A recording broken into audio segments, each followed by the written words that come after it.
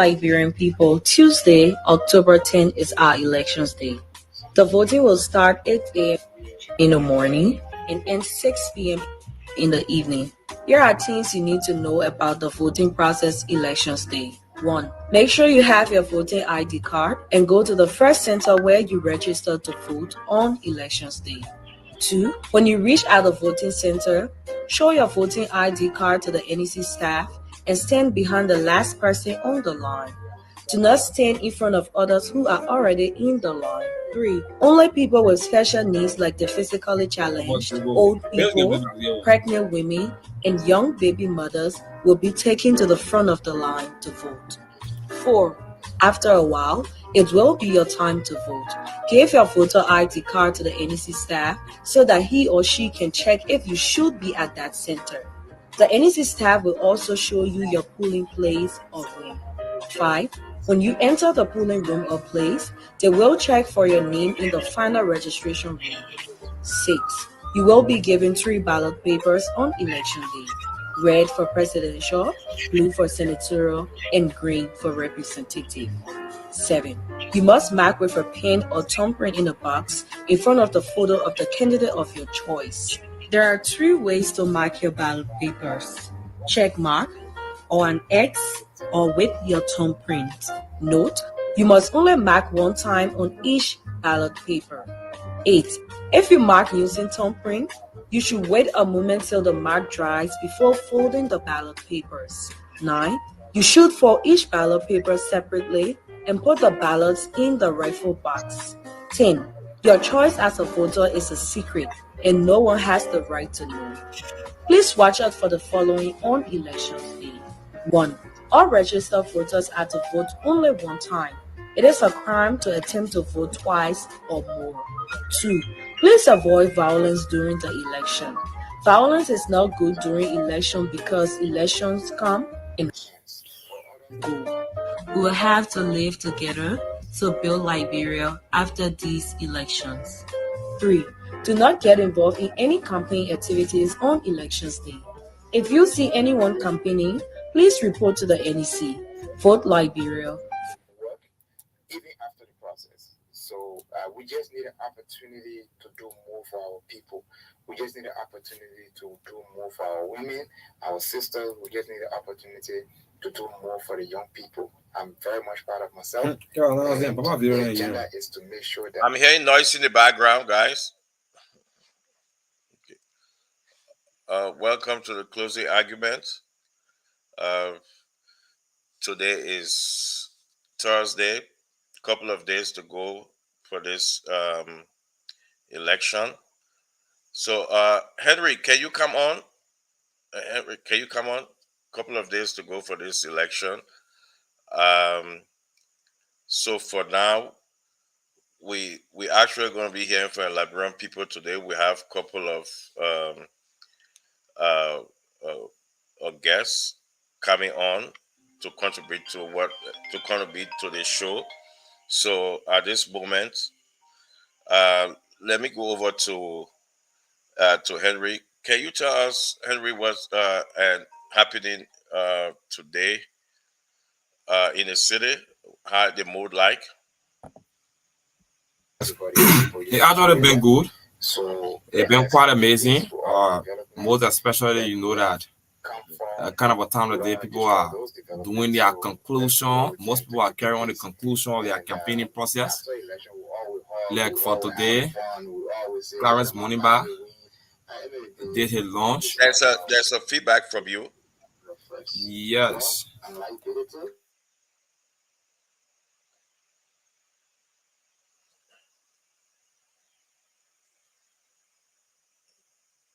Jackie, welcome. Hello, good afternoon. Keff Hassan, how are you doing today? I'm doing great. And yourself? Feel better? Do you feel better today? I'm managing, and I'm getting there. Oh, okay. That's good. I'm getting there. That's good. That's good. That's good. Yeah. Yeah. Henry, you can continue. Yes. Like I was saying, Clarence Moneyba, we did find out the official launch today, and then just awaiting Tuesday. So people are just, like I said, people are just carrying on their conclusion on their campaign process because people been around talking to people. And one thing I admire from a message today was he said that I'm not here to tell you to forcibly force you to vote for me, but rather I'm begging you. I'm begging you to vote for me. So that's just the trending. Actually, people just carry on their conclusion, and that's it from my Yeah, end. that's it for your end. Okay. Yeah. Jackie, I think I will be a co-moderator today. So yeah, I gonna take over and yeah this show. So I'll be a co-moderator today. So you can start from there. We're gonna be having um uh Mr. Kolba here today. I think he's the brother of the district number 10.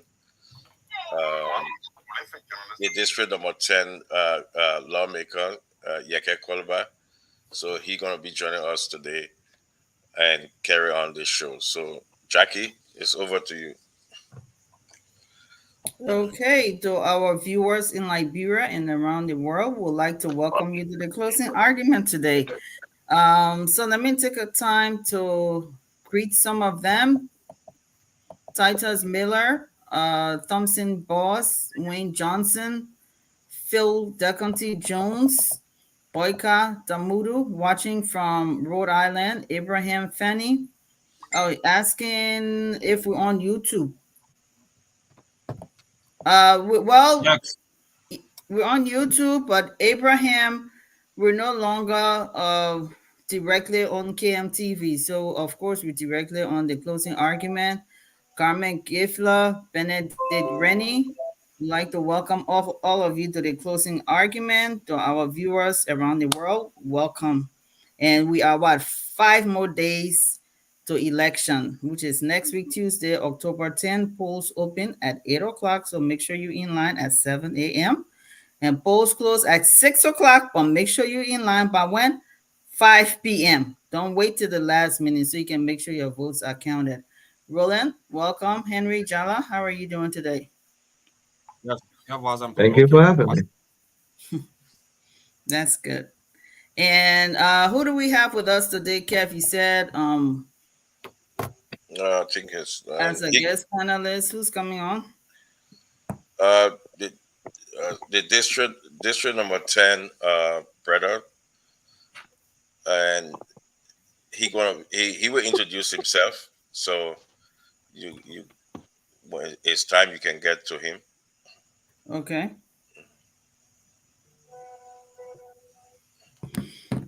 Mr. Kaluba, how are you doing today? Can he hear us?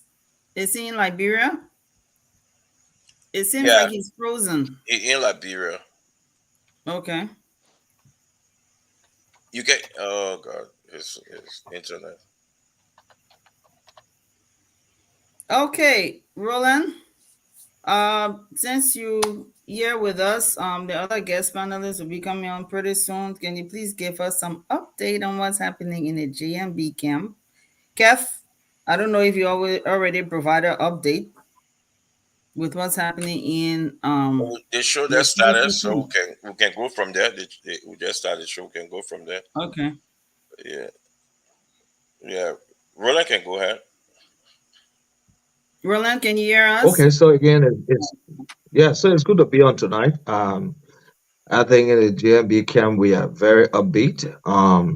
Of course, right now all the work we're doing very technical. We're going to close our campaign on Saturday. Of course, which will be campaigning some, pre victory as far as I'm concerned, match and celebrating that we're going to win the elections, which we know we will.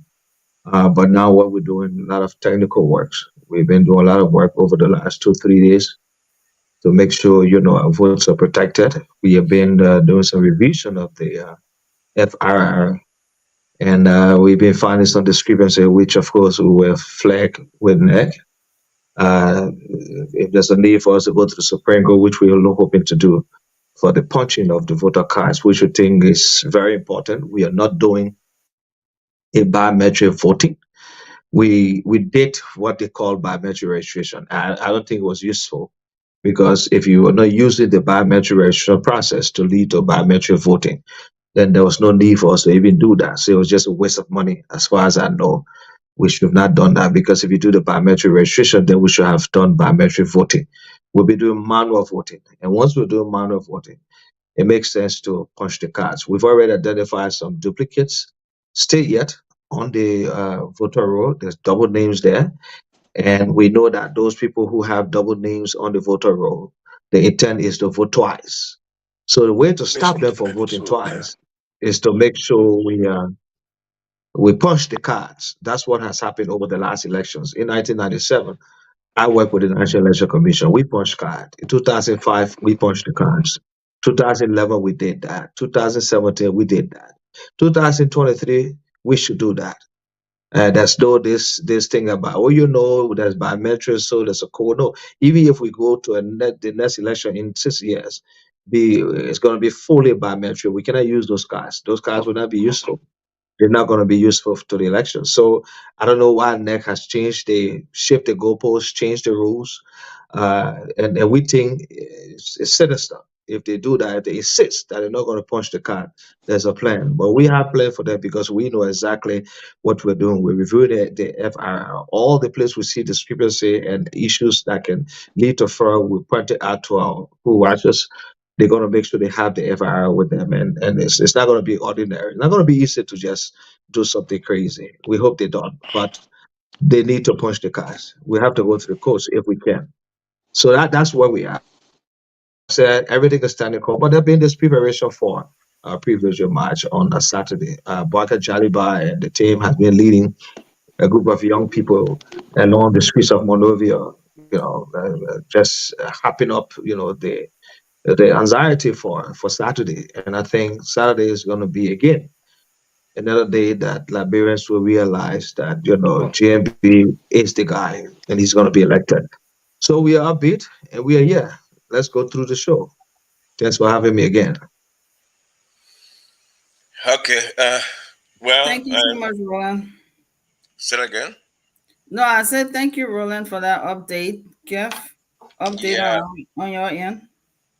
Well, we we are looking forward to our victory on Tuesday, and as we speak right now, the president is campaigning in the southeast. Is all over. He's gonna go through the entire district, 73 around the country, going all over. Reaching out to his people. Um, we are not like the Unity Party who not reaching out, abandoned the southeast, decided not to go there, and I guess what will happen is that they have chosen that the southeast is not part of Liberia, so they're not going to go there. They're not going to talk to nobody there. So I don't think they want to go and they want to go there. And Sunday, we're going to be doing our closing, and the entire Liberia will close, preparing for Tuesday election. So we believe that under this government that the election will be free and fair because it's the history of this government. Every election under this government being free and fair. So we are not in that mindset of if it's not us, then it's you rig the election. This, it's going to be free and fair. Let's urge all Liberians to go and vote and go home, and wait for neck. Go and vote and go home. And lastly, one of the most funniest thing that come, I watched yesterday and today. I don't know if the Unity Party is so desperate, I tend to call it a desperado. They're so desperate that, the president enters Town, greeting his people. The people went there. They all celebrating, happy to see their president. And our rescue mother, Finda Bondo, came outside and she went inside the house. So the people were like, "We want to see rescue." Which rescue mother is Finda Bondo for years before the election. For years, we call her rescue mother. So let's call her rescue. Matter of fact, some of us we don't even call her Finda. We call her rescue. That's her name. And she have most of this auxiliary in different and counties, so they always say rescue. The Unity Party went out and said the people talking about GMB. I don't know if that's how desperate they are. The people are chanting fanatic Kofa. They're chanting everybody name. They chant rescue. They're jubilating. God, the Unity Party. That's how desperate they are. But Tuesday they will retire, and then and when JMB retire, he's a state man. He will be taken care of. And that's all. But how I never see that kind of dry face before. In Sastan, the people out there, they calling fanatic Kofa, they calling everybody around. They say we want to see rescue, which is Finda Bondo name. Everybody know. Even Roland know that Finda Bondo name rescue. That's how we call her way before the election. She nobody calling her Finda around. They say rescue. That's the name. Unity Party is so desperate. Oh my sweet Jesus, how desperate they are. But that's the new name is Desperado Party. I sure you want me to respond to that. I know the video is out there, Dr. Peabody, Lofa Julius. Hello to the both of you. But the video is out there, Kev. So is there any video out there where they call Fina's name? Because we call her rescue. will respond to you. The ones that we saw, it just said we want rescue. So how come her name was not called? No, that's how we call her rescue. That's her name. You guys are shameless. But she's not running for office, though. It's a president. No, every Roland, you can respond. Yeah. So let me yeah. So let me address. Roland, Dr. Peabody is saying nothing. Roland, Dr. Peabody is saying nothing. We'll do our opening, Roland. Dr. Peabody will speak, and Lofa Julius. Then, matter of fact, after Dr. Peabody, Mr. Kolba will speak, and then so and Kev, let him quickly respond. Then no. It's time. No, Dr. Peabody will opening. This is our opening. Dr. Peabody, go ahead. I opened just now and I spoke about what we were doing. In your opening statement, you attacked the Unity Party. The other guys, listen, Roland. Didn't you do that? Open. We said just open. You open with an attack. Didn't you open with an attack? You did that. Listen. You open with an attack. Listen. Of course. Yeah. So I didn't open with an attack. I asked you to talk about your party and what you're doing. You open with an attack. No, I want to respond to it. No, you will respond after Dr. Peabody. Dr. Peabody, go ahead. No problem. Dr. Peabody, go ahead. Greetings, folks. Greetings from Accra, Ghana. Finalizing my trip to head up to the nation capital, where Roland and the rest continue to complain about foul play. They're going to election. They're going to the Supreme Court. It's good to be here. I'm looking forward to a great show tonight. But why is it that you guys continue to complain? The other political party are campaigning. They are ensuring, three great political party in this campaign. We have the CPP, who's making strong headways out there. The CDC and the UP, but why is it that you guys are complaining? Is it that you guys have won and that people are cheating? I listened to Roland introduction here. He talked about some things are missing, punch photo cards. You guys are going to the Supreme Court if possible. Why not give democracy a chance? I hope we can give democracy a chance. We're talking about peace last night, but when we come up with this kind of thing, oh, the point photo card, oh, they did this and this is not working, Supreme Court, it sometimes can bring about, incite people and all of that. But I'm looking forward to a great show. Liberians can look out, can say that three political party, strong political party in this race, the CPP, CDC, and the UP, and stuff. But let us continue to carry on the message of peace, peace, peace. We want peace. We want the free and fair election. Okay, Lofa Julius, go ahead. Good evening, everybody.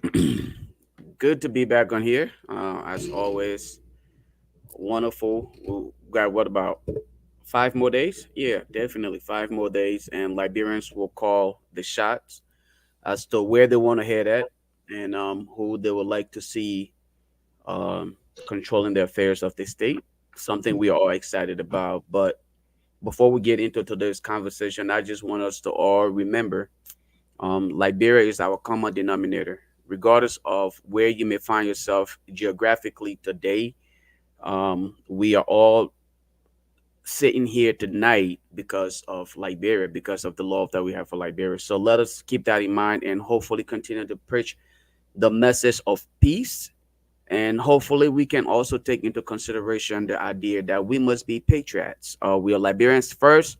Let us do things in the interest of Mama Liberia and nothing more than that. I think that should be our primary concern, our focus. Hopefully using these various social media platforms to educate our people in the best way possible so that we can maintain the peace and stability that we so dearly want and have enjoyed over the past few years. With all of the allegations that are coming up, I think it's not necessary at this point. I think it's only fair that we trust the very entities that have been given this responsibility. Change is not easy, and again, it's not instantaneous. Why you understand that change is not instantaneous, neither is it easy. You must also follow the progress as you accept change. With the voter card not being punched, whatever the reason is, hopefully we can hear from the neck. They can justify their action, whether there is some kind of mechanism being put in place to replace that aspect of it. We don't know yet. So let us not panic over that. Let us not create any form of, panic mode with the people. Let us just give the neck the chance to work her process, and then eventually we will get there once there is need for anything else that have to come with that. And to the Unity Party, great job that you guys are taking note of all of these things. Wonderful. Hopefully we'll dive deeper into it and get to realize what is it that you guys are observing from the next part of the thing, because you guys have been in this thing for the longest. Been in government 12 consecutive years. You were there and you know how, the ins and outs. You know how to trick the system better than anybody else. So probably there's something that the rest of us don't know, but give the other political institutions the chance to be a part of it. Okay, so today's newspaper front page says the National Elections Commission announces it will not puncture voting cards as a means to indicate that a voter has already cast a ballot. And in quote, it said there is no verification process for the voting cards. Perhaps if the government had provided US dollars $91 million, we might have had card verification enabling electronic voting. Those are the words of Devietta Brown Lasana, chairperson, National Elections Commission. So she is saying that if they had enough money, they could have purchased the other modules or the other parts to the to the BVR, which includes biometric verification on voting day. So this goes back. So the process is incomplete as of now, and that's why people are calling since you don't have all the components together and the voting system is going to be manual. Your own rules and regulations state that if there's a manual process, then do this. Okay. If there's a BVR process, then do this, because the system is there to support the BVR process. We'll go back to Roland and then we'll come back around. Okay, so let me just provide clarity for us on something Kev said about the southeast. Well, Kev, Ambassador Barker did not go to the southeast, but the vice standard bearer, together with the chairperson for administration on our campaign team, Senator Bani, they were in the southeast. When I say the southeast, way in the jungle in the southeast. In fact, they were riding motorcycle to go into villages that President Weah will not be able to go to. So if you're talking about the Unity Party has not been in the southeast only because Ambassador Barker did not go there, that's not truth. The vice standard bearer has been in the southeast. Grand Judah, Maryland, Grand Crew, as far as River G. So that's not truth. And we had a serious presence in the southeast. So you'll be surprised to see the kind of vote that will come out of the southeast. The issue of that rescue team, I'm not going to argue about that. I know right now, anything you hear about rescue is the Unity Party. We're going to rescue the situation the country finds itself in now. And that's what we call the mission, rescue mission. So when they say they want rescue, it's Unity Party they're talking about. They're not talking about no Finna been called rescue mother some time ago. What has she rescued? What is she rescuing? She hasn't rescued anything. She's just enriching herself. That's all they do. That's all the CDC leadership does right now. They enrich themselves. They all just enrich themselves. Corruption is at the top. Some of them never had the properties they have today. In 6 years, they built mansions. They accumulate wealth. So if you're talking about that, I agree with you. So let's stop that with that rescue mission. She's rescuing nothing. When your rescue mission now is about what we're about to do as Unity Party. Now, let me also speak to what Dr. Peabody said. I don't understand. When we speak about the issues that are occurring with election in Liberia, you say we should talk about peace. Yes, the Unity Party has always been a peaceful party.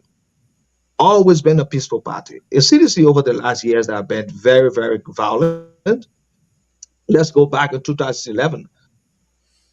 Government and private vehicles were burned in front of the CDC headquarters in 2011 during the 2011 election. They burned vehicles from one demonstration. There had to be tear gas and all kinds of things happening to stop them from doing that. They burned government vehicles, pick up buses. I know that private cars all got burned in 2011. Okay, so CDC has been a violent party. We know that. Recently, District 13, they instill violence. They went into District 13 to ensure that people do not come up to vote. They did that in District 15. And they want to continue to do that. They also tried doing that in Lofa. That's why you see the commotion in Lofa. People talk about what happened in Lofa. They're not going to scare people for coming outside to vote. We know their tactics. They do that so people get afraid and not to vote. CDC is associated with violence. We know that. We know them for that. Okay? So let's stop saying this. When we try to go to the courts when there's issue, then you say we're creating a stall for democracy. How can you say that, Dr. Peabody? Going to the court is the right thing. I thought that's what you all said. So we see there's an issue, want to raise an issue with the National Election Commission. It is our right to go to court. It's our right to go to the law. Why do you want to query us for going to the law? So we go to the law, you query us. What do you want us to do? Sit down and allow the government to go into collusion with the National Election Commission and break the election? It's not going to happen. So when we see issues that we think is going to bring conflict or is going to give an upper hand to the ruling party, we talk about it. Now, if the other political parties do not want to talk about it, so be it. Maybe they understand where they are. Maybe they don't believe they're going to win the election. Maybe they want to be only a participant. They don't care about what the election commission does. We care. We are concerned. So we are raising the issue. Now, the registration was done. The process is not completed. That the voting card is not valid anymore in terms of doing a biometric voting. We are not going to do it. Now, what Jackie read and if it's what the National Election Commission chairperson said, then we wasted money as a country to have gone to the biometric registration when in fact we're not doing biometric voting. We are not doing biometric voting. You know that. So that card is useless. And even if we do that in the next 6 years, you cannot use that card for anything. So if we have the rules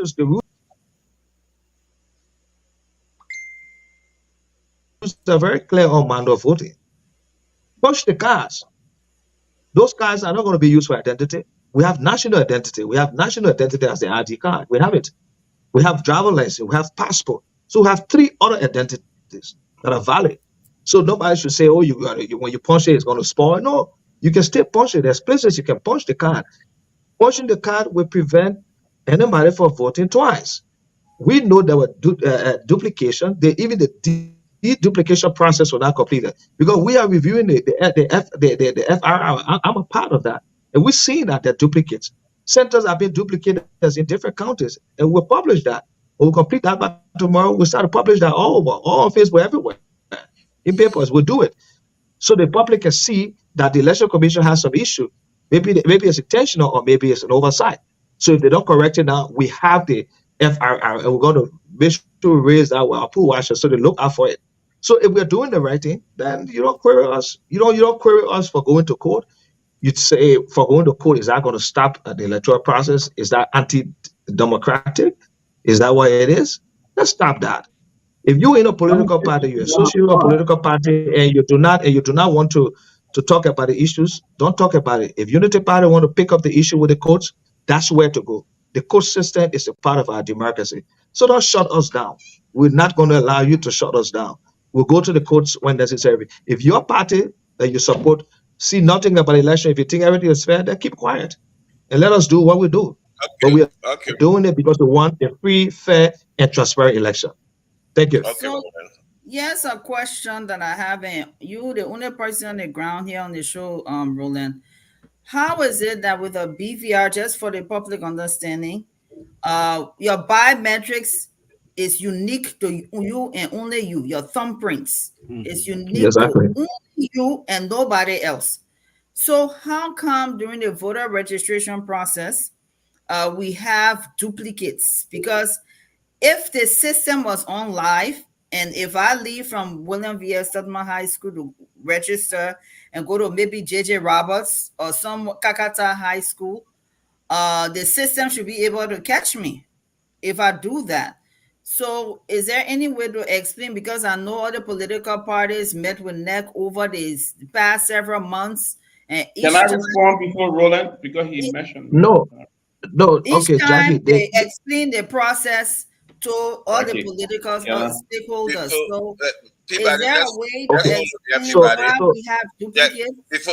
Before Roland answer, I just want you to know that. I just want you to know that. Wait, Roland. I just want you to know that Roland explained, and you asking Roland, and Roland going to explain again. The next Only because he's the only person on the ground. All of us here in the diaspora. No, Jackie. We have to give. We'll give other the But same. if she asks a question, I can explain. You can always come back at it. She asks a simple question. She doesn't have the right to ask a simple question. He can come back, but Jackie, let me finish. Uh-huh. We're going to give the same privilege you giving him because you say he on the ground. You know, Dr. Peabody is in Africa. Dr. Peabody registered. He understands the issues. Yeah, but she will ask him a question. I don't see what's wrong with that. No, I'm saying. He wasn't. But he live there. Jackie, let me finish. I'm saying is Roland going to go talk with other people having that same on a different subjects. I don't want either Roland or you to interfere or stop them or giving them time. So I'm just saying this. So Roland can continue. Everybody got to get the time and privilege here. So nobody's stopping you from talking. No, I'm just saying. I know I heard that you're co-monitoring with. You're co-facilitating with her, so that's okay.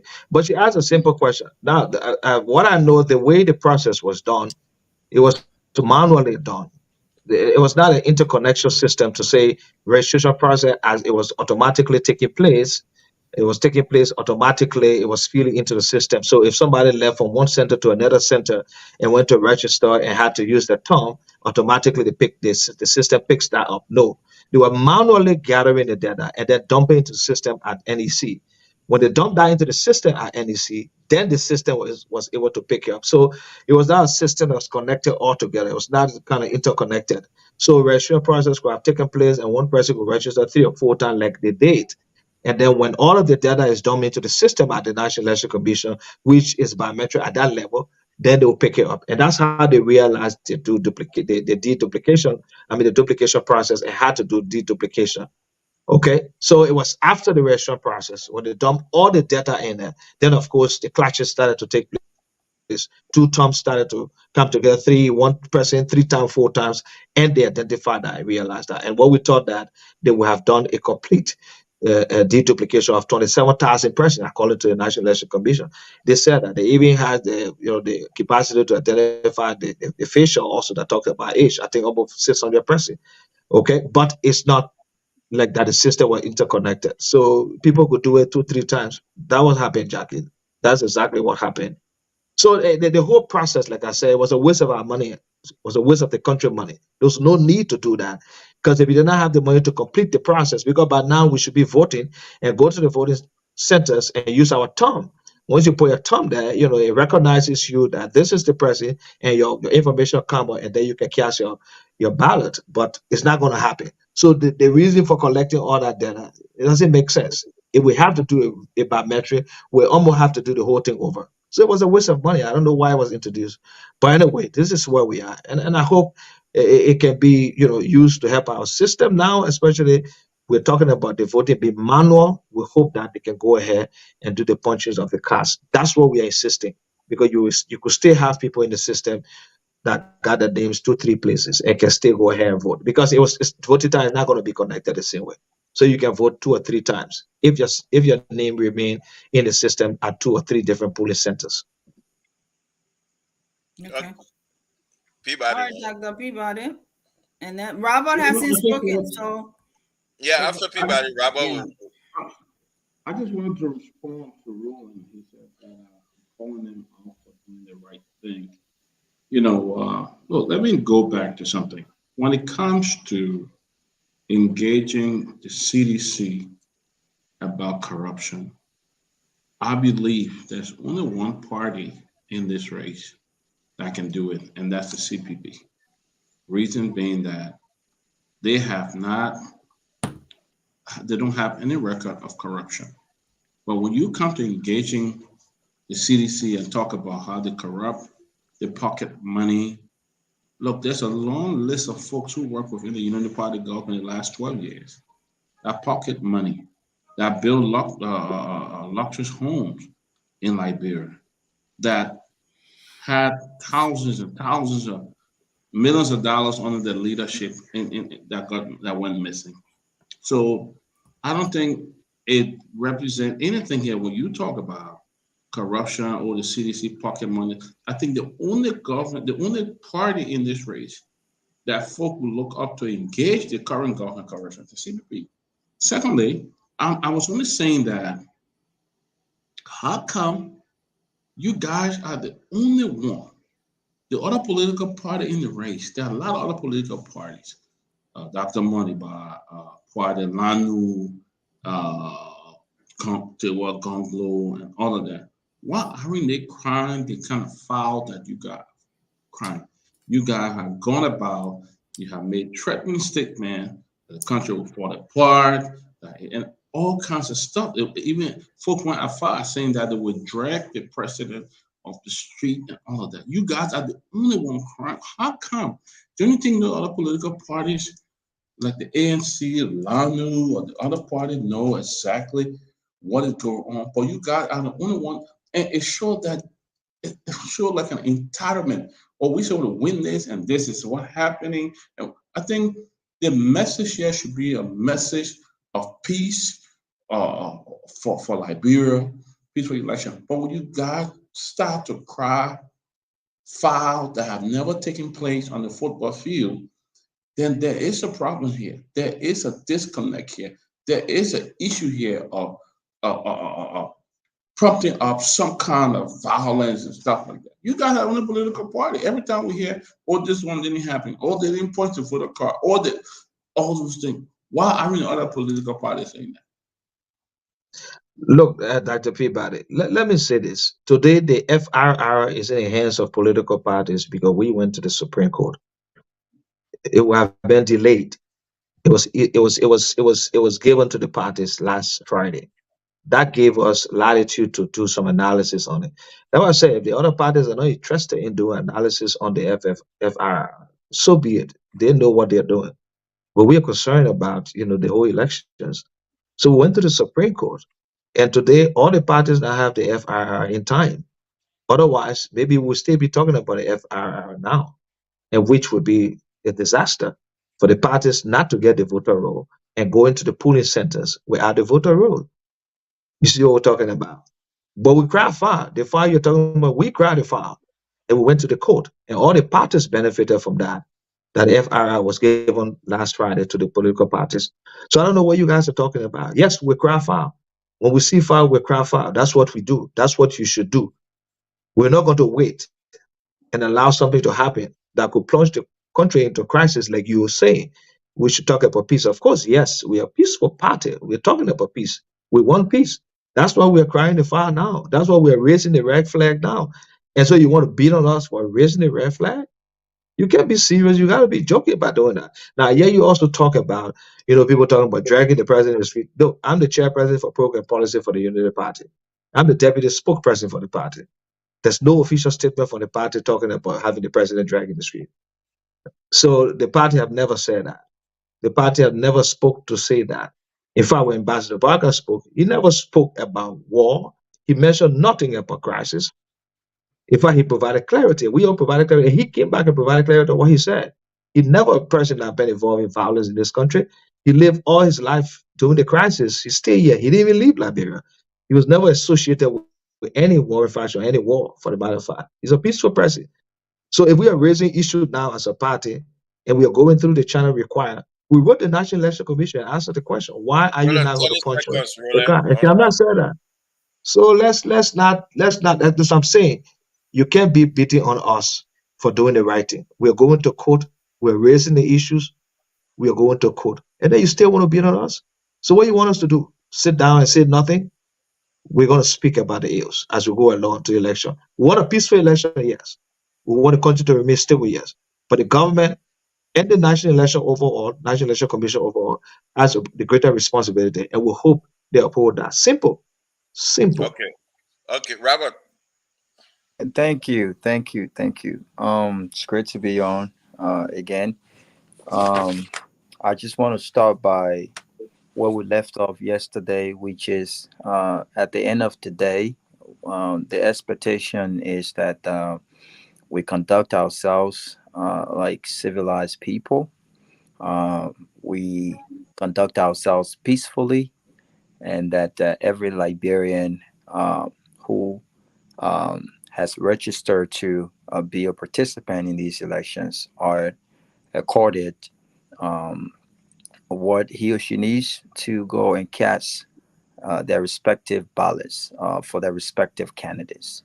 And I hope that this process is done void of any issues and in violence. Of course, there will be some issues here and there, but we're hoping that uh, they are not at the magnitude of anything that could cause violence at the polling stations. But let me pick up back from where Mr. Rowland left. I concur. I would not, beat you guys for following the procedures, especially one that are legal, right? And this is what we have been advocating for you guys to take advantage of the court system, because at one point you trusted this very court system. You took Alice Cummings to court. You cooperated with the then Solicitor General. You cooperated with the government, and you came out. You apparently you achieved what you wanted to achieve, and so continuing to, irrespective of its flaws, continuing to trust that process. And I would not beat you up for doing that. And I also agree that next should do his job without being told what they need to do. If the Constitution mandates them to do what they need to do, then I will agree that they should do their job. Having said that, though, you said that the party has never spoke on dragging the president. The party did not speak on that, but members of folks that support high-ranking folks that support your candidate, people from the offices have made those threats, and yet the party have not issued a statement in condemnation or distancing itself from such rhetoric. That's what responsible parties do. That's what responsible leadership is.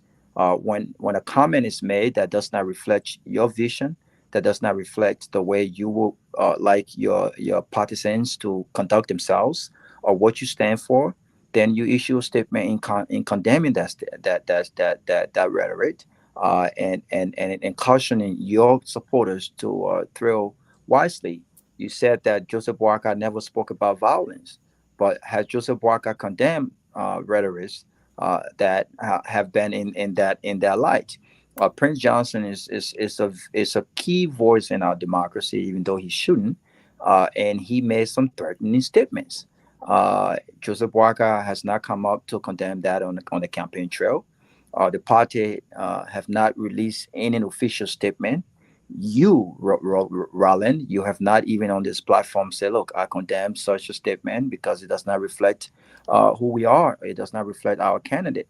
So this is what serious leadership is about. When comments are made, and those comments does not reflect your own vision and you and your own character, then you speak up against it. And let's see who on this platform will condemn will blame Joseph Walker, will condemn that. But what does he do? He comes back and he says he repeat exactly what these comments are alluding to, right? When he talks about if the election does not go you guys way, it'll be the ending of the country. And so I will hope it's not late. We still got a few more days to election, 5 more days, and I hope that your party shows some leadership in condemning these statements as we get near to the election. The last point I want to make is this whole perforating the card. Look, I would agree that I don't think that we were quite ready for this biometrics. However, like Kev said yesterday, and I agree with them, there's no such a thing of being completely ready, right? I think you have to start from somewhere. And even though I disagree with the two phases of the registration process, because we would not have two phases of the election, I think that everyone went out and we had a successful registration process with the biometrics. Now, my question to the Unity Party and the NEC is that we are very smart people. Are there not any other alternatives to ensuring that people who attempt to cheat the process by showing up at a polling station to vote twice, are there any other ways that we can ensure that folks are not voting 2 times other than perforating the card? Because if you puncture or hold in the card, if that's the only mechanism to ensure that one does not vote twice, I mean, criminals can still get away, get around that process, right?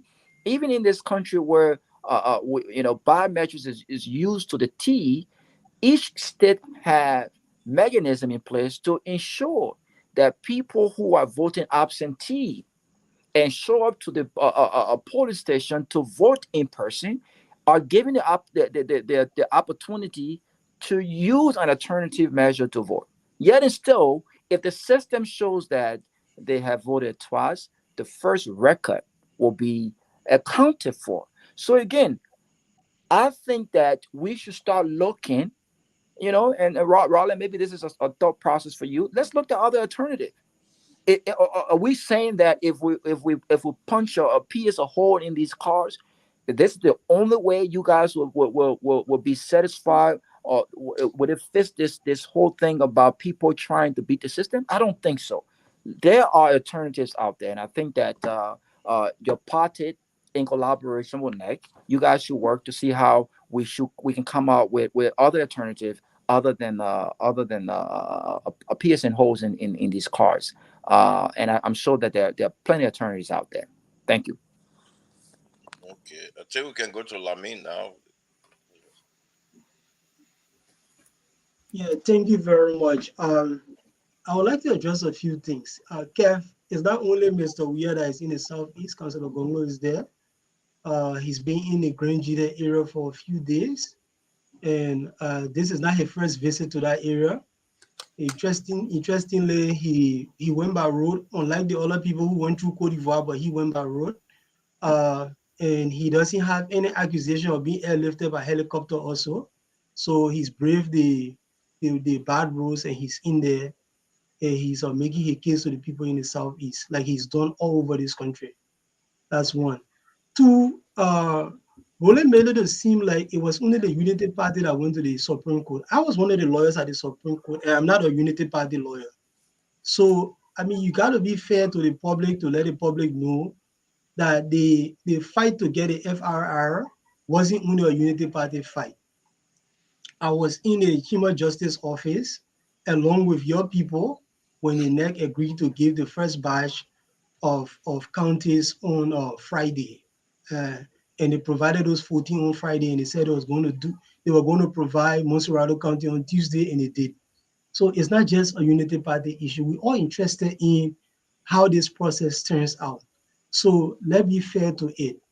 And let's make sure that it's peaceful. I agree. And I'll also respond to something Dr. Peabody said. Dr. Peabody, there are not only three parties in these elections, and it is not only the CPP that has the right to talk about corruption.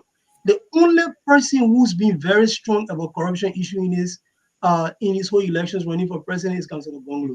So if you say it like Unity Party has corruption history, that's true. They do have corruption history. That's not news. That's something that they know. You're not telling Roland anything new. He knows. You know, the CDC has its corruption history. You know, that's not news also. The only people who talking about doing something about it is us. And we've been very strong about that. And that's the only way we move this country forward. We have to have an attitude. If somebody betrays the public trust, that person should not have a second chance. That one. Two, there are too many people in the country looking for things to do for us to tolerate people doing wrong and allowing them to continue. And let's just come back to this issue of puncturing voter cards. And it's a non-issue. It's an absolutely non-issue. I don't understand why these guys are keep on running with it. If it is an issue of fighting fraud, Roland, if it's an issue of fighting fraud, if you puncture the voter's card, it does not stop somebody from voting again. Because except you are saying for that one voter ID number, that person is on the voter roll more than once, except that what you are saying, then it will be necessary to puncture the card. If you are saying that somebody will appear on the voter's roll with the same voter ID number multiple times, if that's what you're saying, then it makes sense to puncture the card. If that's not what you're saying, then it makes no sense to puncture the card. Then what you're saying in effect is that somebody has multiple cards. If the person has multiple cards, if you puncture all 10 and then the person votes 10 times, what's the difference it's going to make to the process? It's the same cheating. So I don't think it's conceivable. It's not conceivable that you have one voter ID and you have the roll. You say you've been looking through the roll and you found duplicates, right?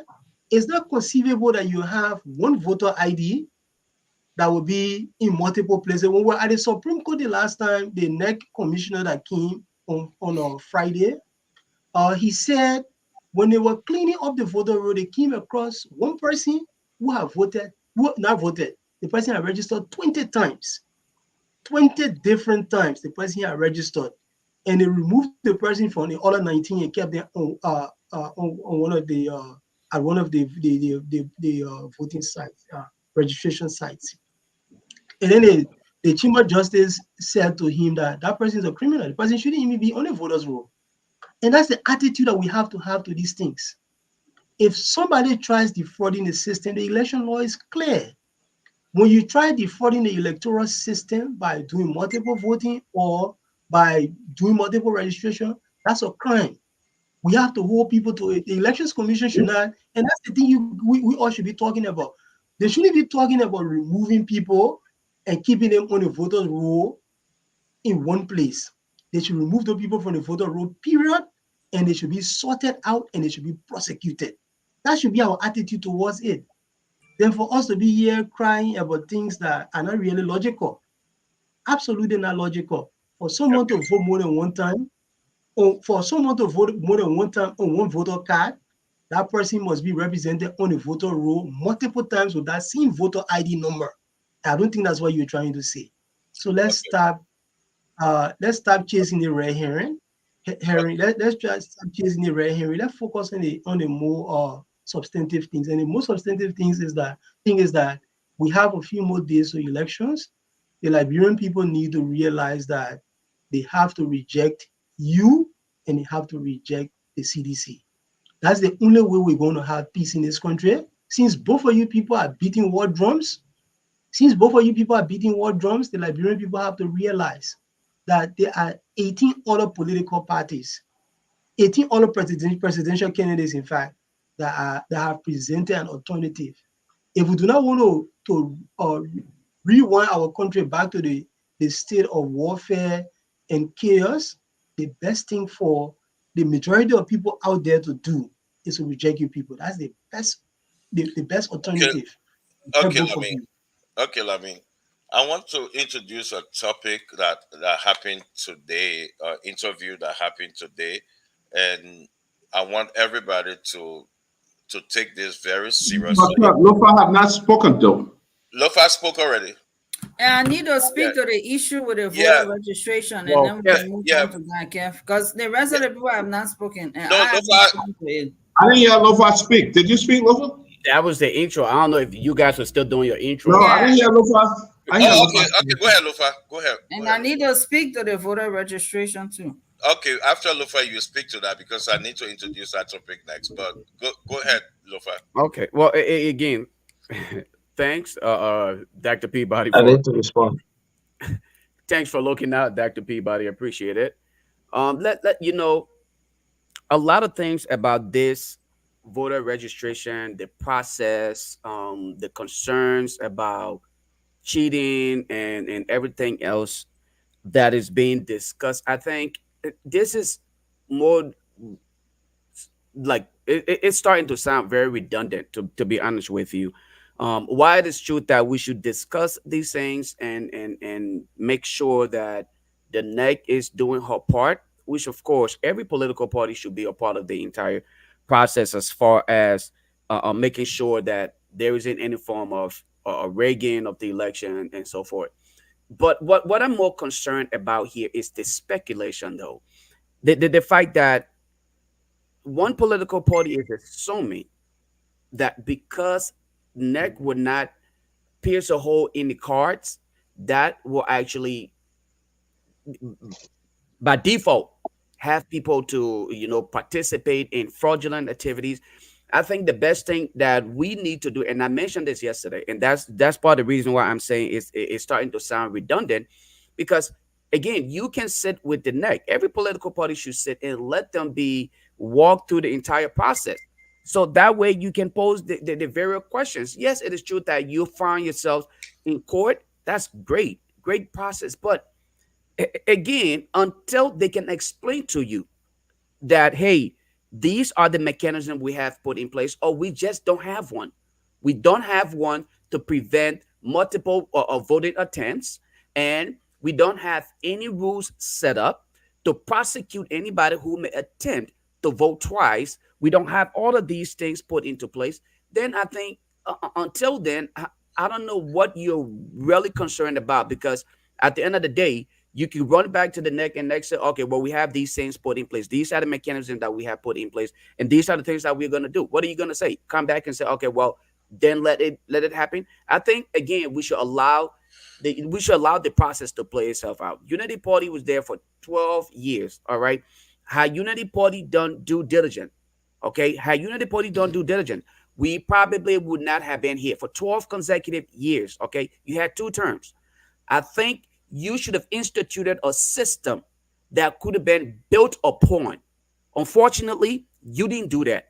And now we have another government that is trying to change something. And again, like I said at the genesis of this, change is not instantaneous, it's process driven. So let us follow the process, but make sure that the process work void of any kind of fraudulent activity, or what people are more concerned about. And in order for us to do that, I think we must submit to the entire process and walk through it, instead of having us to continue to put people in the mindset of, hey, this is going to happen, this is going to happen, especially from both of you, the Unity Party, the CDC, especially the Unity Party. You guys are crying more than anybody else. It's almost like, good Lord, what is it that you know that we don't know? You're looking at something that you're not telling us about. Everywhere we turn, the Unity Party, the CDC, yeah, you both are either fighting, okay, or you both are either doing something that is just not civil? What is it that you guys know that some of us just want to know? We just want a peaceful election. We want our people to go to the ballot box. We want them to vote in a president that will actually govern the nation accordingly, not to hear people rolling around here crying about something that they have no evidence to, just to create chaos because they want to prove a point. I think it is becoming a little bit more sickening. Go to the process and let the process work itself out. Thank you. Okay, Jackie. I think I need to respond because I need to respond. Yeah, but I think Roland I need can't to respond to respond. everything. Roland, you Though. gotta respond to everything. Yeah, you can't Let respond to Jackie. everything. Yeah, Let but if Jackie. everything is about, But unless everything Jackie is will about give you Roland a time. and the Unity Party, then Roland, No, why Roland just can't respond? use your So own do you let time. want to use Jackie go Jackie ahead. time? When Jackie finish, in all fairness, I should respond. No, Let Jackie use go your ahead, but let own me time. respond But Roland, because Roland. Robert spoke to me, to the Unity Party. The councillor also did the same, and Lofa Okay, just Yeah, did that. but Roland. just So use it your makes sense time. to When your respond. time comes, use So your time to let talk. Jackie Yeah, go we're ahead, trying, and then we're I trying respond. to up there. Stop Well, busy. Okay, Does okay, that Jackie, does you that want to raise a give him your concern? time? I'm about to speak. Okay, go ahead, Jackie. And Go like ahead. Roland said, because everything was No, let Roland directed use to his him, time. he probably needs to respond. No, but Roland, Here's tell my him thing. right. He can respond to it. Wait, Yeah, Jackie. yeah. Exactly. Okay, here's my thing. We are having intellectual discourse here, which is true, which is good. The public is also watching us. So sometimes I know we're talking to defend our side, and it's good to look at things from a 360 perspective. But everything should boil down to our rules and regulations that govern us and this thing here called the Constitution. Mm-hmm. Everything that was explained here, we are following all the political parties. When you file a complaint, you are following the Constitution, and you are also following NEC rules and regulations. The Supreme Court, before this electoral process started this year in March, the Supreme Court's Nyenwolo, who happens to be our Chief Justice, if anybody can remember her speech, she said, if you come to this courthouse and you don't have any evidence or to what you want to come to, we will not be able to look at your case. So, in following the Constitution and in following the guidelines under the National Elections Commission, the political parties, regardless of who they are, Lamy is here, he said he went to the Supreme Court too. The rescue mission is made up of at least 8 political parties. So when the Unity Party rescue mission is going under the umbrella of these 8 political parties too, because Unity Party is not by itself. So I hope that is clear. We got other political parties that are within the alliance, the campaign alliance, who are speaking on behalf of the constituents in the different 15 counties as well, as provided under our constitution is there and under the NEC guidelines. If these complaints are not filed now, and after election, and the political parties, regardless of who they are, go to that Supreme Court, they will say, but at what point did you discover this? Why did you not file your complaint first at that time? Those will be some of the first questions that will be asked. So on our guidelines, as you discover something that may be inconsistent with next rule and regulations, or you have to, or even just for clarity, there is nothing in our law that said that even just for clarity, you can file a motion either with NEC or take it to the Supreme Court. So let us not criticize just to be criticizing the process. This is what democracy is all about. Even in the United States, for the first time in modern history with Donald Trump, the 2020 election, a lot of people didn't even know the things that even go on behind the scene here in the greatest country that practices democracy. Because of this stuff here with the insurrection, some people started to say, people started to understand also every state carries out its own NEC electoral guidelines and laws and stuff and blah, blah, blah. So it's good that we're talking about this thing, but we should not make it seem as though to the public that what the political parties, even if it's one political party that files that complaint, everybody benefits. Because in the end, the Supreme Court has to rule, which is the final arbiter of our law. So I hope as we do and we talk, we should not make it seem as though it's wrong to do so. Secondly, let us keep in mind that every week, I don't know how often they do, he's here, Lamy is here, Roland here, Lamy is here. They represent the political parties on the line. There's the IPPC, I think that's what they call. They sit with NEC, the interpolitical parties, I forget what the C stand for, and NEC is to provide them updates every single step of the way. At the same time, under these same rules and guidelines, it says the stakeholder has the responsibility to hold NEC accountable to do its job. So when we file these complaints, we are holding NEC accountable, and it is okay to do so. That's the beauty of our democracy. Okay. Thank you, Jackie. I'm going to bring up another discussion, but when I bring in that discussion, No, can I address some of the issues that were raised against the party directly? Roland, you addressed. No, but you're going to a new topic. Yeah, but you're going to a new topic. Okay, I'll give you 1 minute to address that. 1 minute. Yeah. So quickly, just few things. Robert spoke about the Unity Party taking commies to court. That's not true. The Unity Party was not a party to the lawsuit. The vice president was subpoenaed, and when the court subpoenas you, you must go. So let's correct that. Unity Party did not take Alexander Cummings to court. Wrong information. Don't say that here again. Secondly, you spoke also about the issue of corruption. The Unity Party shouldn't speak about corruption. We will speak about corruption. We did not stop the last government, the CDC government, from auditing the Unity Party. Ambassador Barker, who heads the Unity Party now, was not involved in corruption. Most of us who are within the Unity Party working government were not involved with corruption. In fact, Mr. Alexander Cummings, the CPP has people around him who work in the last government. Should we say that he has corrupt people with him? No, they were not corrupt. They were not found in corruption. So there are people around Ambassador Barker also who there's no other report that have shown them to be corrupt. I'm one of those, and several of us. So the Unity Party, headed by Ambassador Barker, will speak up for corruption. That is why we have brought on John Molu. And all of you know the history of John Molu working in the Unity Party government, what he did. So if we brought on John Molu to be a part of our team, that tells you what we see corruption to be. So for Councillor Pago to continue to talk about, it is only the LPP that speak about corruption or has to know. Our pillar 6 of our platform speak about the fight against corruption. We're very clear on the steps we take. And that's why we're taking such steps now by bringing in people with expertise who fought corruption in this country. So let's just stop that. So lastly, before 1 minute over here, look at my time. Lastly,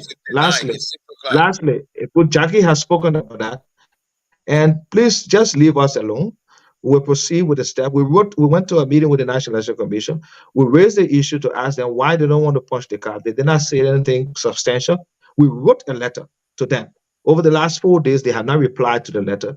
So we'll take the next course. And if we're doing that, we're not just crying because we want to cry, baby. We're doing what is required. So just leave us alone. Those of you who in your party, you don't want to take any, you think everything is okay with the election, just wait for Tuesday, you go vote. We will take the necessary actions we have to take.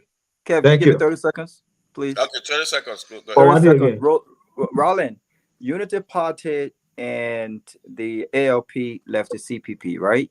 Unity Party and the ALP left the CPP for the very same reasons. And those reasons had to do with the fingering court of the framework document. And who was the person accused of doing so? Alexander Cummings. And what party did he represent? The ANC. So unless you're willing to expound on why Joseph Walker threw in the towel when he became. No, I'm only saying the lawsuit. No, you're not gonna. No, you want if you see the lawsuit, the Unity Party. Let him finish, Roland. Go Roland, ahead. come on, man. You've been given enough time to respond, man. Yeah. I mean, no Where's one the interrupted. lawsuit? Roland, you No, got but you more can't time respond to on everything. the show today than anybody, Roland. Let's Yeah, be man. fair. Come on, man. Robert, You can't do that. Yeah, but everything is about unity party, so Yeah, that's but why you can't be Okay, interrupting Robert, others. go Though. ahead. Go ahead, You Robert. have to allow others to speak, right? I mean, ahead, that's the professional thing to do. So the point that I was making is you're absolutely wrong. Unity Party and ALP took homage to court. You were Where's the a lawsuit? party. I challenge you. Bring the lawsuit that shows that. But But that's not true. I just said they're lying to provide misinformation. Let the man That's not speak. true. Can I? It's can the I- ALP. The fact. It's I'm not going to give But that's not true. Robert It's extra the time. ALP. The lawsuit never showed Unity Party a party to that. Unity Party was not a party to the lawsuit. That's not true. Unity Party instigated the Oh, but lawsuit. you got No. That's testify, about right? instigation. We're Yes, talking about yes, legality here. We're talking about legality here. We can sit on the Robert platform and talk about instigation. We're talking about legality. The lawsuit does not show that Unity Party was a party to that. And that's why disproving. And Robert knows that. They instigated the entire lawsuit. Robert is talking on gossip. That's why Rob say they don't have to be. But gossip, Robert talking on. It's gossip. So What now, the I'm lawsuit? going to give Robert extra minutes. thank you. Yeah, give it to him. Give it to him. ALP took Ellis Cummings to court. Roland, you're not the only person can get loud, man. Let's not do this, man. No, there's not about We're being all loud. professional. Yeah, but I kept quiet. But you can't provide misinformation here. Okay, The but Unity Party did not take Mr. Cummings to court. Simple. Sir, You can I'm prove not that. gonna It's scream over wrong. you. I'm not going to do that. I'm not going to do that, man. I'm not. It's wrong. You can prove that. Okay. Okay, Roland, let Robert, I'm going to give you extra. Yeah, misinformation. Go ahead, but you provide misinformation, I will stop you, right? Time. Lofa, can you put the time up to 1 minute, please? Roland, if you interfere again, Robert will get extra minutes that you interfere. Yeah, you can give Robert 5-10 minutes, but when Robert provides misinformation, I will stop it. Because the Unity Party did not take Alexander Cummings to court. That's wrong. You can't provide that information yet. That's not true. No, that's not true. You can't be going back and forth with this. Okay, so Roland, you will not determine determine. the Unity Party leave the CPP. Let me You know just what? That's a different story, man. That's a different thing. Don't bring that yet. The Keff, point is, Keff, the lawsuit, Keff, Unity I'll Party. give you the opportunity to put this on the Go ahead. show. This is ridiculous. Go ahead. We're Go not ahead. going to do this. Go ahead, Robert. Roland, you cannot hijack this show like this. You can't do this. Roland, go ahead. You have to let people speak. Robert, go ahead. Robert, go ahead. Robert, go ahead. If you want to debunk misinformation, wait your turn, and you will be given the opportunity to do that uninterrupted. You can't come on the show and just interrupt and disturb the show like this, my friend. You can't do that. Now, if you think all of us are stupid, then that's fine. That's your opinion. But Okay, go ahead, Robert. All of us are stupid.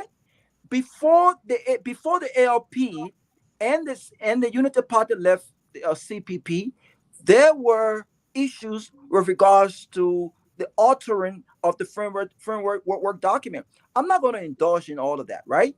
But to sit on this platform and say, well, only because the legal record does not show Unity Party taking Alice Cummings to court, so you had absolutely nothing to do with that case, is absurd, and you know that. That's misinformation, because no one in his right mind will agree with you that Unity Party had no part to play in this. And let me close on this so we can move forward. The point that I'm making is very simple.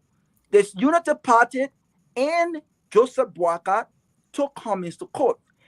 Joseph Boakai's statement in court, when he said he did not know the man who sat opposite him, when he testified against Alice Cummings, is a clear indication of the mass interest Unity Party had in this case and the objective, which was to tint his record. And they, I believe, were able to achieve that. So to sit here and say, well, you know what, Unity Party did not take Alice Cummings to court, it's a blatant lie. We did not. My point is very simple. We did not. Trust the court process. You can't just trust that process when you need something or when it's in your favor. And now we did not take Alice Cummings to court. Write the court, do whatever you need to do, but trust that process. And I commend you for that. Okay, let me move on to this. Let me move on to this. This new, you want to say something, Dr. Peabody, on that? I want to say something. Go ahead. I just want to buttress what Robert just said. Now, this is the same party who took the Cummings to court. Now they back on court issue here again. They are the only one that know it all, have it all, things happen to them all the time. They are the only ones should be in the court and try to point out things. They sat there. Joe Barker sat there with his best friend and said that he did not know him from nowhere. Mo Ali were on several interviews showing that Mr. Cummings, well, the one thing of the document, Yumli Kanga have a live press conference and all of that. These folks feel entitled, and that's what I'm talking about. They're entitled, that they should be the entitled party for everything. It's creating the confusion in the country. You know, it's creating a lot of problems. You sit there, Robert Getty will sit there and talk things, knowing that his party is definitely was at fault. You know what they did with the entire case, and that's why they don't have a opposition today. They don't have no support from other opposition. All they do is court, and they are there wrong every damn time they go to the court. Also, profanity is allowed on this show. It's not supposed to be used on this show. Profanity is allowed on this show. You're getting so angry that the Peabody. I said darn. And that's not true. That's not true. Take it back. No, the man said darn. Don't talk about that. That's not true. Let me say something real quick. Don't change it. 30 seconds. Jackie, let's move on. Jackie, let's move on. Look, let's move on to the next topic. I know it's about unity party. I'm here. Let's move on. I'm here. So let's go. This is let's see, Jackie, let's go up to the time. In the newspaper, it's 30 seconds. You can call out names if you choose to. That's okay. Charges against Mr. Alexander Cummings and don't waste your time, man, Jackie. Robert knows that. Brought against them by the ALP, Ben and Nayure ALP. The thing is, Robert knows that. Don't mind Robert. Robert knows that. He was a witness. He was a witness to the state, persecution of Alexander. He was subpoenaed. When the court subpoenas you have to go there. He was a witness. When you're subpoenaed by the court, you have to go. Imposing with the then Solicitor General, who is not sanctioned. I mean, you're a witness. When you're subpoenaed by the court, you have to be there. He went beyond subpoena work. Okay, come on. Okay, Jackie, your time. Let's go to the next subject. My idea I got from that case. I know that the Unity Party team, folks within the Unity Party, were pushing. Absolutely. They were pushing to even testify. Matter of fact, there was a time they called. They volunteered. They called wanted to be subpoena. So you know that. We know what let me go to this. Guys, are we gonna move? Let's move to this. Can I say one thing about that case? Let me introduce it to you. If you want, you can use it. Let me introduce it. Just 5 the seconds. Next topic. The next topic. I want everybody to take out the political hats. Be a Liberian for their country once today. What video is coming to because I got a video too. Yeah, you can show your video if you want to. But the next topic, show it, or I should send it to the next topic. Jackie, let me finish with this. You can talk about it. No worries. The next, y'all let Keff play a video. Keff, the next topic, video. I'm gonna put this video on. I want to put a video on. Interrupting the man, y'all wait, man. Yeah, I want to. Let's get very passionate about his video. For this, everybody should be Liberian. Take out your political hat. For the sake we'll of keep it on. We'll keep it on. We're politicians. We're not taking no cap. Listen, guys. We're not taking no cap. Thank you for coming. The press. Oh, it's being played already. Yeah. Lofa, you play it? No, the guys in studio are playing it. I want you to play because I want to explain some stuff and I want you to control it. I'm going to take this off. They can do it from studio, Kev. No, I want to do. Wait, hold on. So what's about the video now? But wait now, wait small. I'm going to put this one up. Don't waste our time, man. Lofa, play because I want you to use your mouse to reach a point when I'm explaining. I want you to stop and go. Okay. With the distinguished senator of the Union Party, who will be speaking to the great people of Lofa County, the people of Foya. about the election and peace. So thank you for coming, distinguished Senator, the press. Okay, Lofa, stop here. What I'm about to explain, right?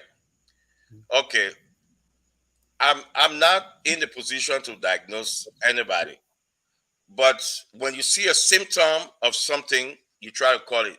So all medical practitioners out there, if I'm wrong, you can call me out. At this moment, JMB know exactly he was going to a press conference. They told him, they briefed him.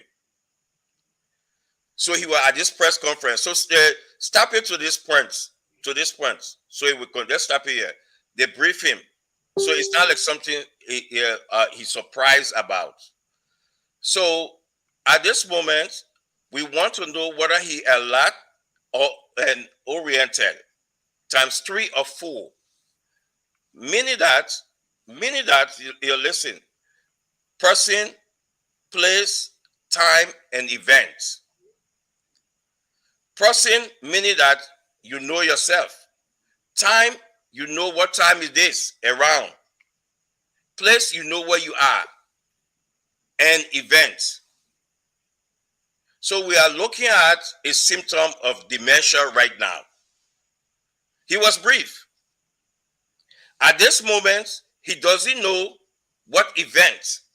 So when you're doing assessment on somebody who a medical practitioner feel that they have a dementia, they go to that point, that assessment.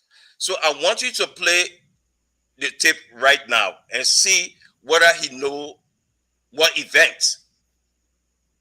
Okay. Yeah, play.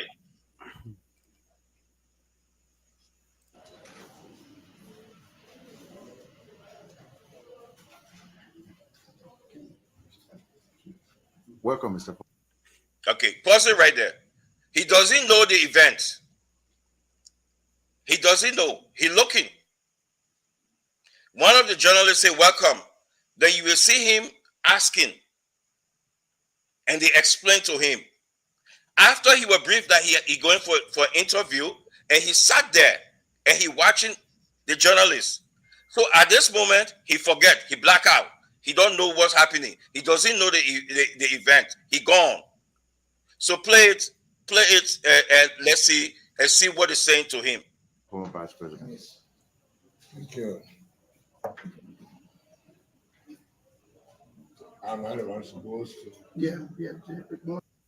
Okay, he asking, that's me? Supposed to talk? You understand? That's me? He doesn't know.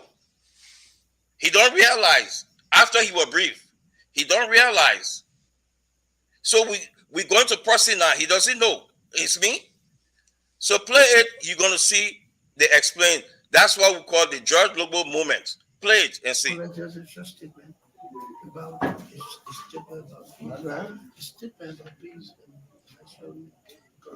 Pause it.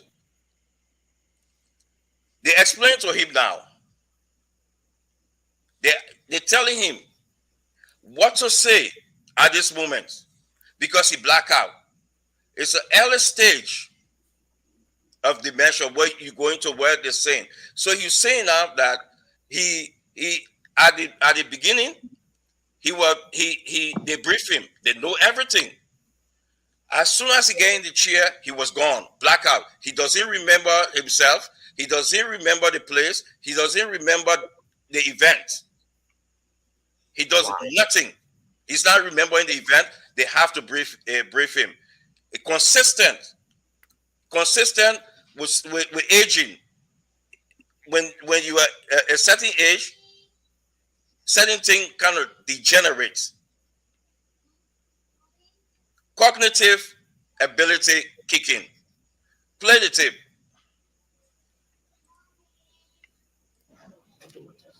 So, Ambassador Park, I will speak shortly to the local citizens. Okay. So take it down now. Take it down, Lofa. All right. Take it down. If I'm chiming out, keep it up for several reasons. Yeah, you can I want to bring everybody back on. Let me take it now and bring everybody back on.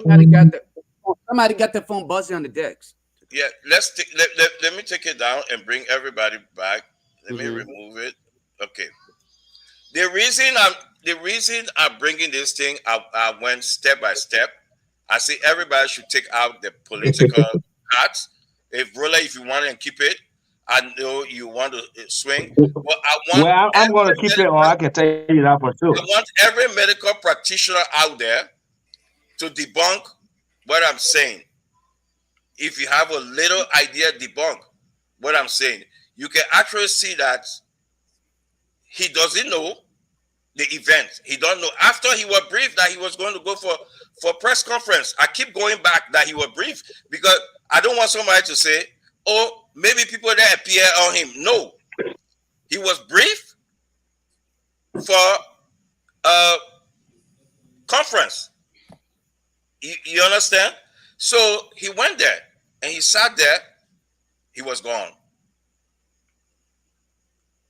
I want you guys to come in. I will first go. Wait. I will first go to Robert. Thank you, Kev. Look, I let me say this. I am not a health practitioner, so I do not have the license to make diagnosis. So I will not get into diagnosing anything as far as health relation is concerned.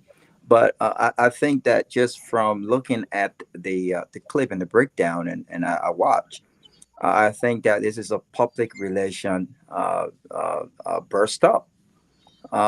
If I was the one in that room, I would have immediately asked reporters to leave the room and have the interview rescheduled for several reasons. One, it's clear that Joseph Walcott, and I think I'm equipped to use this word, right?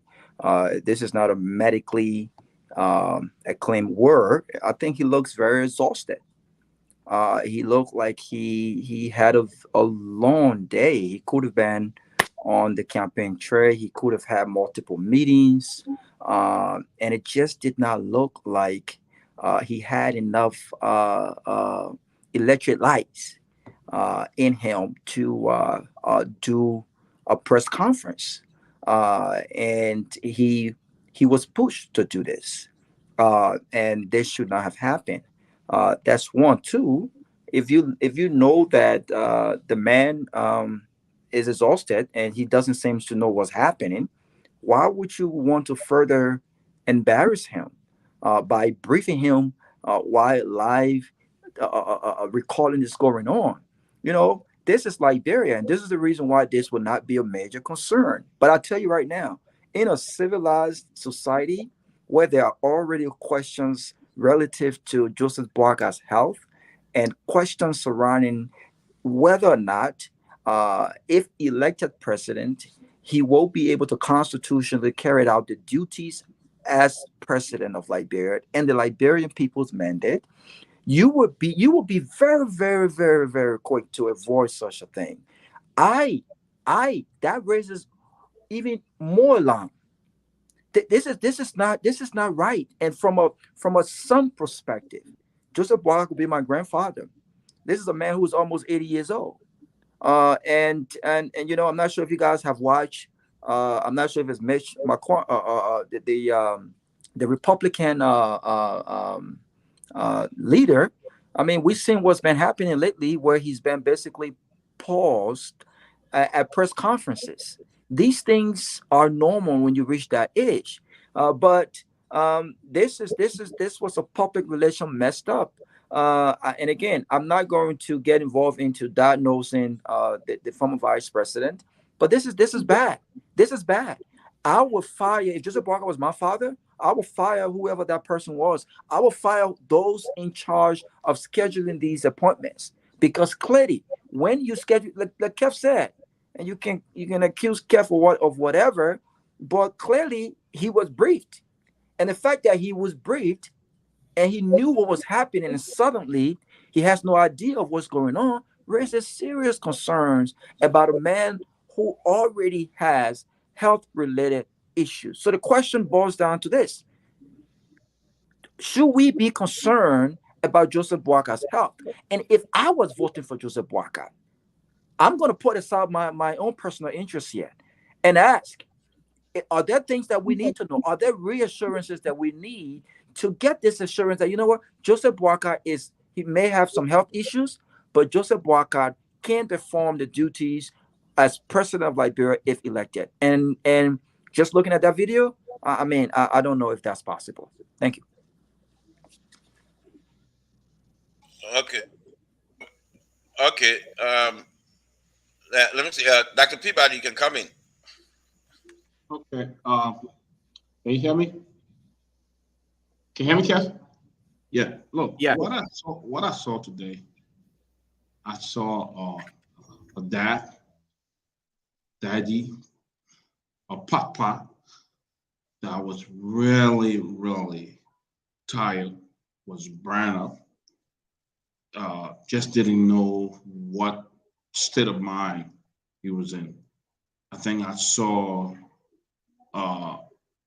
daddy or papa who being forced to do something, even on a stress or some kind of duress, that he just was forced to do it. They didn't know what was going on. They didn't know what was planned. Nothing. They just forced him in there to do it. And that's why we need to be careful, because you cannot have a president who is not aware of what is going on around him, who is not aware. If you're not aware of your surrounding, what will you know what's going on in the entire country?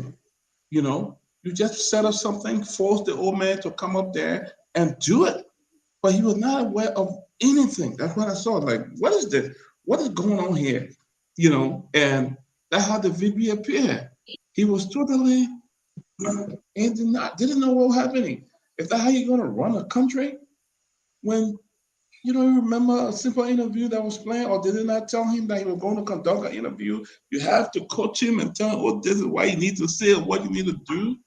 I thought you come up to the table all prepared, making the preparation and stuff. I saw a older dad who just been forced into something that he's not aware of and told to say things, not sure whether he's saying the right thing or doing the right thing. Roland.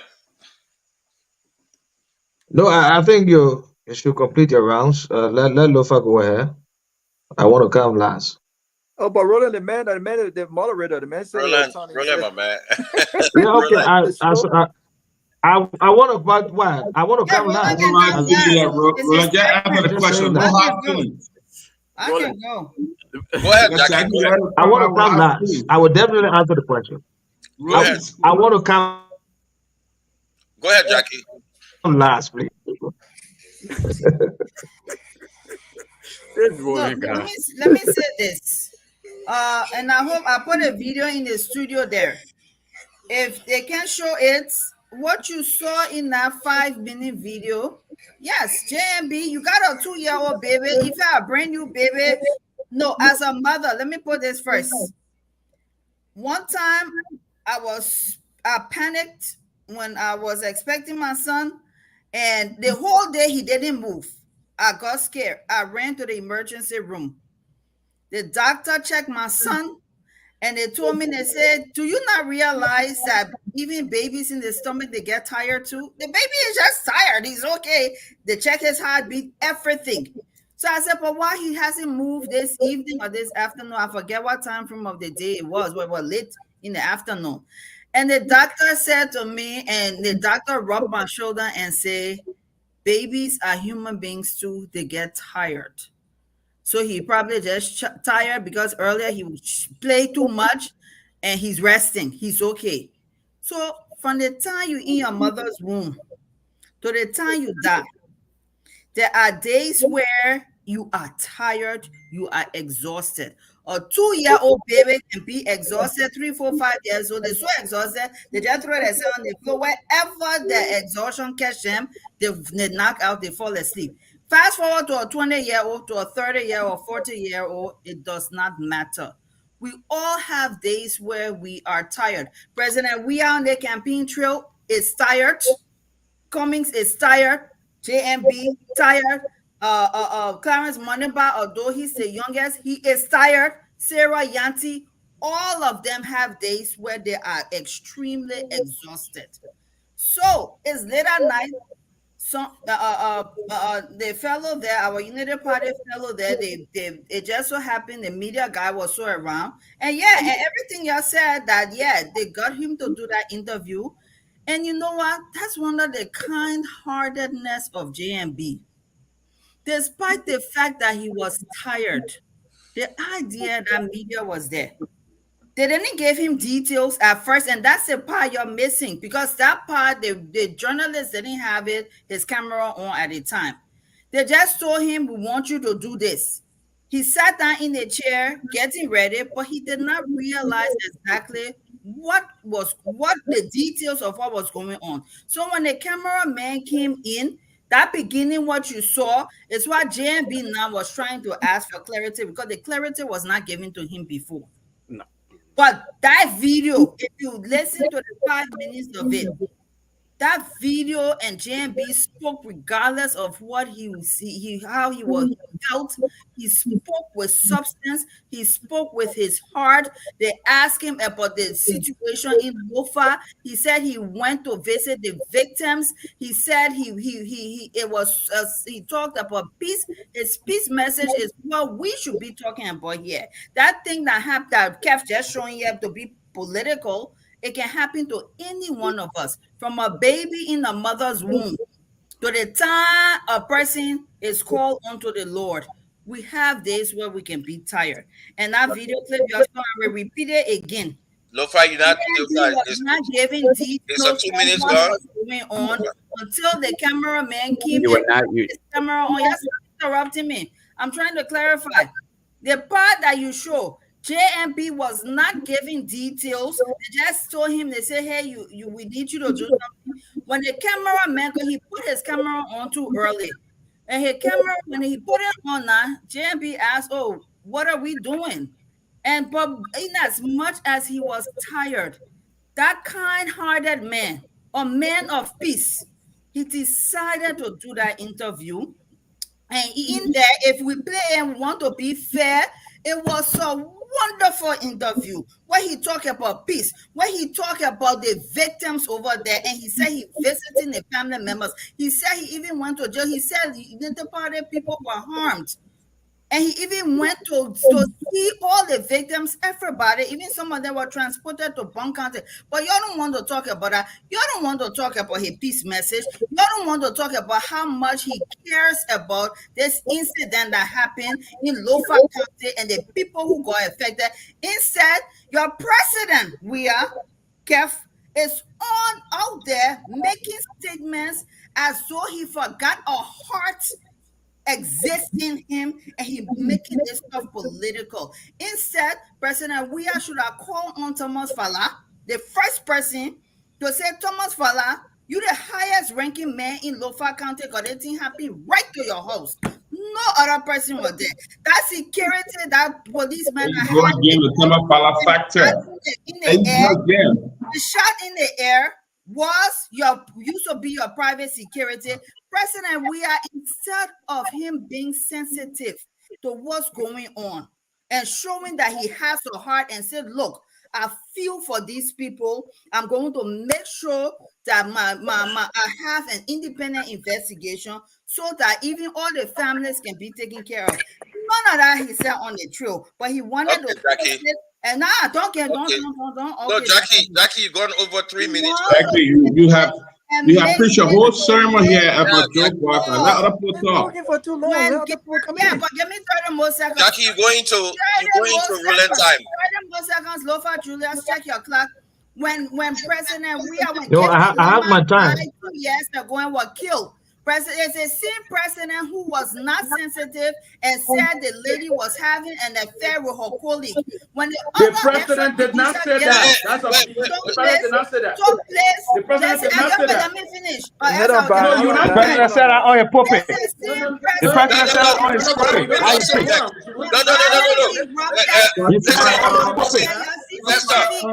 No. Okay, wait. He said that on his puppet. The 10 seconds finish. First of all, Keff Hassan, to be fair, I told you this from the get-go. Do you want us to time this? You cannot wait till she's in the middle of delivery. I told you to time it, Lofa. No, you did not. I asked you purpose. I said, do you want us to time I did call you from the beginning. I said, Lofa, put your timer up. Okay, for now. Okay, Lofa.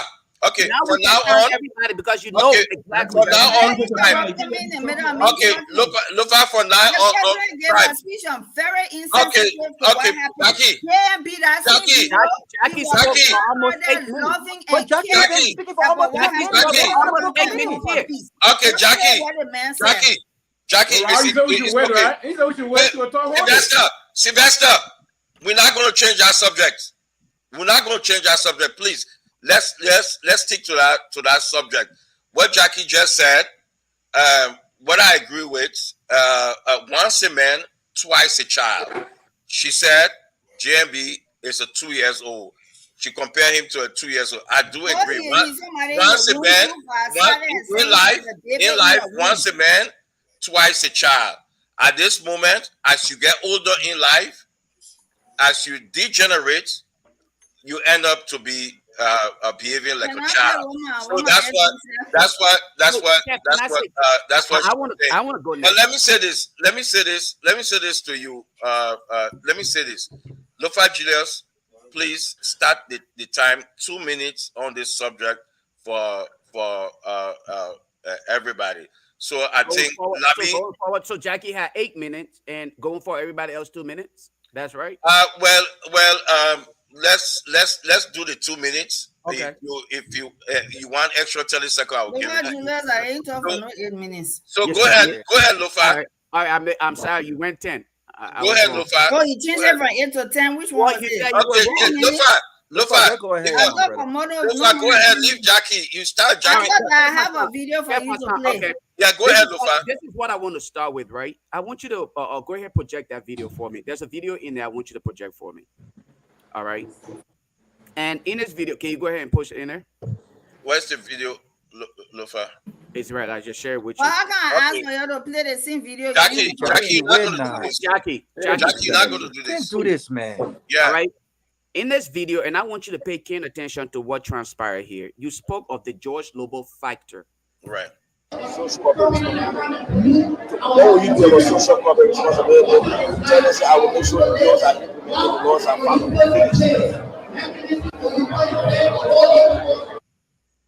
All right. Social responsibility. Now, let's go back to, and I'm going to stop this video here, and I'm going to go back to the incident that took place today. And there's a reason why I'm doing this, because Robert spoke about something of this. And again, I'm not a medical practitioner, so I'm not going to try to diagnose Honorable Boykai based on his health-related issue. But this is habitual, okay, based on what we have seen. Honorable Boykai has shown to not be capable of taking his own.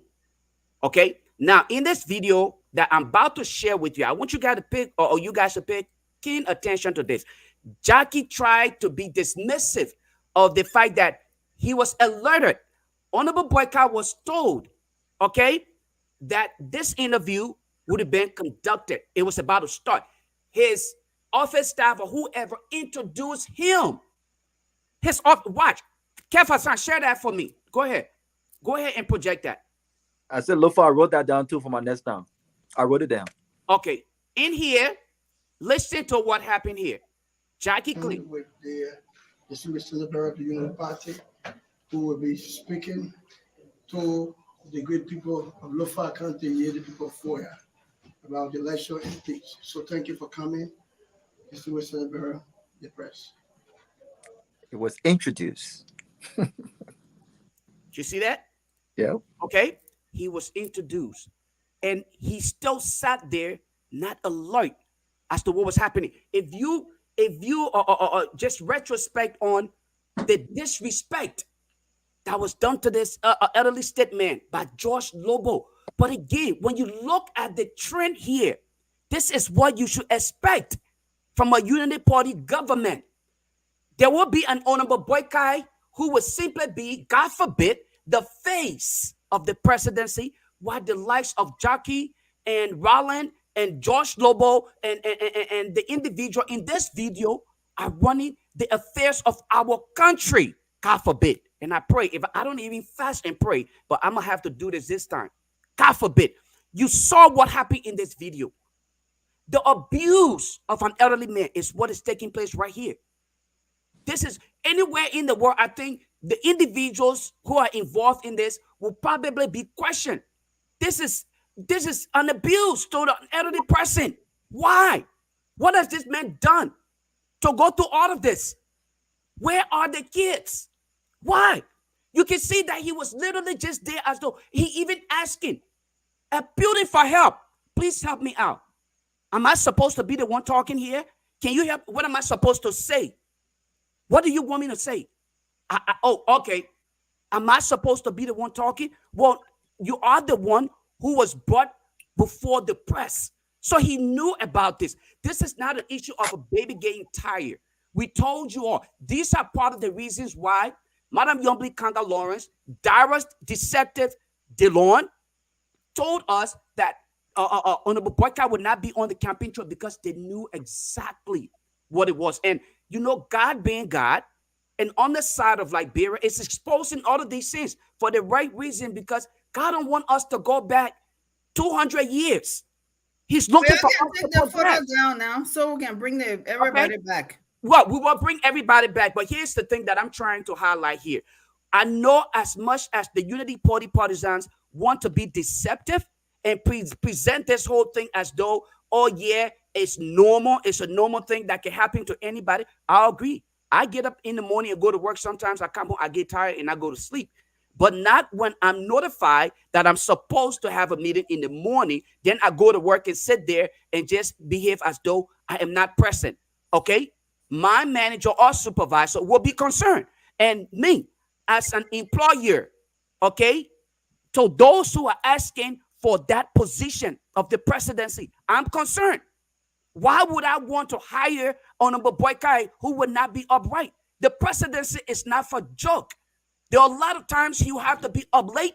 There are times you have to get up early. There are times where he will have to literally get up there and get the job done. This is not by any means, shape, or form me trying to say that a young person can get a job done any better than an elderly person, but you must be alert. Unfortunately, from what I saw in this video, no. So there's no justification for this. Again, I want to highlight the fact that this is habitual of the Unity Party, the entire campaign team. All right. And that's part of the reason why Henry Costa is asking for his rescue name back. Hopefully you guys will consider doing that, because I don't see any act of rescuing here for the Liberians. Thank you. Okay. So what I'm gonna do, Lofa, I want you to play the tape to the point that so the people can see what we're talking about, what you're talking about. I'll tell you when to stop, then I'll go to the next panelist. But why I didn't want to play my part of the video? Yeah, we have to play Jackie video. I want no trouble here. Sorry, Peabody, I'm moderating and I control the show the way I do it. So thank you for coming. No, but you gotta be fair. I say you play my video and play the other one too.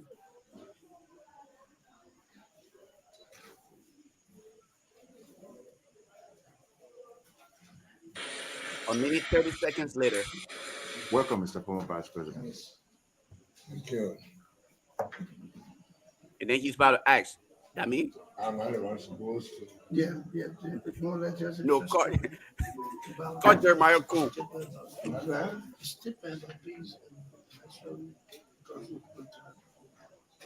So, Ambassador Park, I will speak shortly. So you see, at this moment, at that point, they explained to him, then he regained consciousness to come back and explain things. So So Jackie said, "No, he tired. Imagine if he's the president and he got to move from country to country and doing things. So what will happen? He will have a blackout at the UN. Kev, you don't get tired, eh? In front of the whole world. No. You see, because if my age can get tired, so I think his age should retire. He should retire. Well, no, why the people resolve? They want DMB. He should retire. So that's one of the before you come in, Roland, I'm asking any medical practitioner out there will give you a special and 1-2 minutes to call in and make that point. I will make the point. In Grand Bassa County, where the president had a cabinet meeting and he fell down. What was he doing? Did he have health problems too? So he shouldn't be on the campaign trail. Right? So let me say this. I mean, I understand what the video is about tonight. It's a proof of point that Ambassador Barker is not capable of being president. That's what Kev and his cohorts are playing the video. That's okay. Go show it for you. But let me say that he has attended several interviews. He attended several press briefings, press conferences. As his age, he have done several engagements that I know about, meetings and everything. Every one of us at time black out. That time when we black out, even with our age that we may be young, we black out. Unfortunately, that happened to him, during the campaign, because I can tell you, he's been doing exactly what he ought to do, being campaigning. He was in Foya. He was in Lofa. He has gone to Bum. He has gone to several other places. Not the Southeast though, but he been campaigning. So yes, fatigue is a part of that. And I think it was one of the accidents that he blocked out, when the cameras, were all on him. And now he's out there and it's supposed to be something that determines whether he's well or not. But let me say this. The issue of Ambassador Barker health has been all the discussions many times in many quarters, heralded by many political parties because they feel he's the guy that majority of the Liberians on the other side, from the opposition seats, to unseat President Weah. So the best thing to do now is to create all of this. But he's on the ballot. In a few days, the Liberians will go to the poll and elect him. Ambassador Barker will be capable of providing the leadership as president for this country. His age, yes, is a part of that. He comes with wisdom. He comes with understanding of the system. He lived here. He worked here all these years. He was vice president for 12 years. He saw what did not work. He has seen what worked, and the intent is to improve on that. So the issue of this video tonight that showed that he blacked out and he appeared like nobody had blacked out. No, President, we are blacked out at the cabinet retreat in Grand Bassa. An athlete, he fell. In fact, the SSL were holding him up. He fell. So what will you say about that? He was in the cabinet. He was chairing a cabinet meeting. He blacked out, and they had to hold him up. He almost fell over the table. What will you say about that? He's younger than Ambassador Barker, though. Very young. He's a former athlete, so he's supposed to be fit. He did not go on a campaign trail. I don't know what he was doing to have blacked out, chairing a cabinet meeting that he went for. So let's not do this. But again, this is your platform, and this platform is all about trying to show that Unity Party Ambassador Barker is not capable.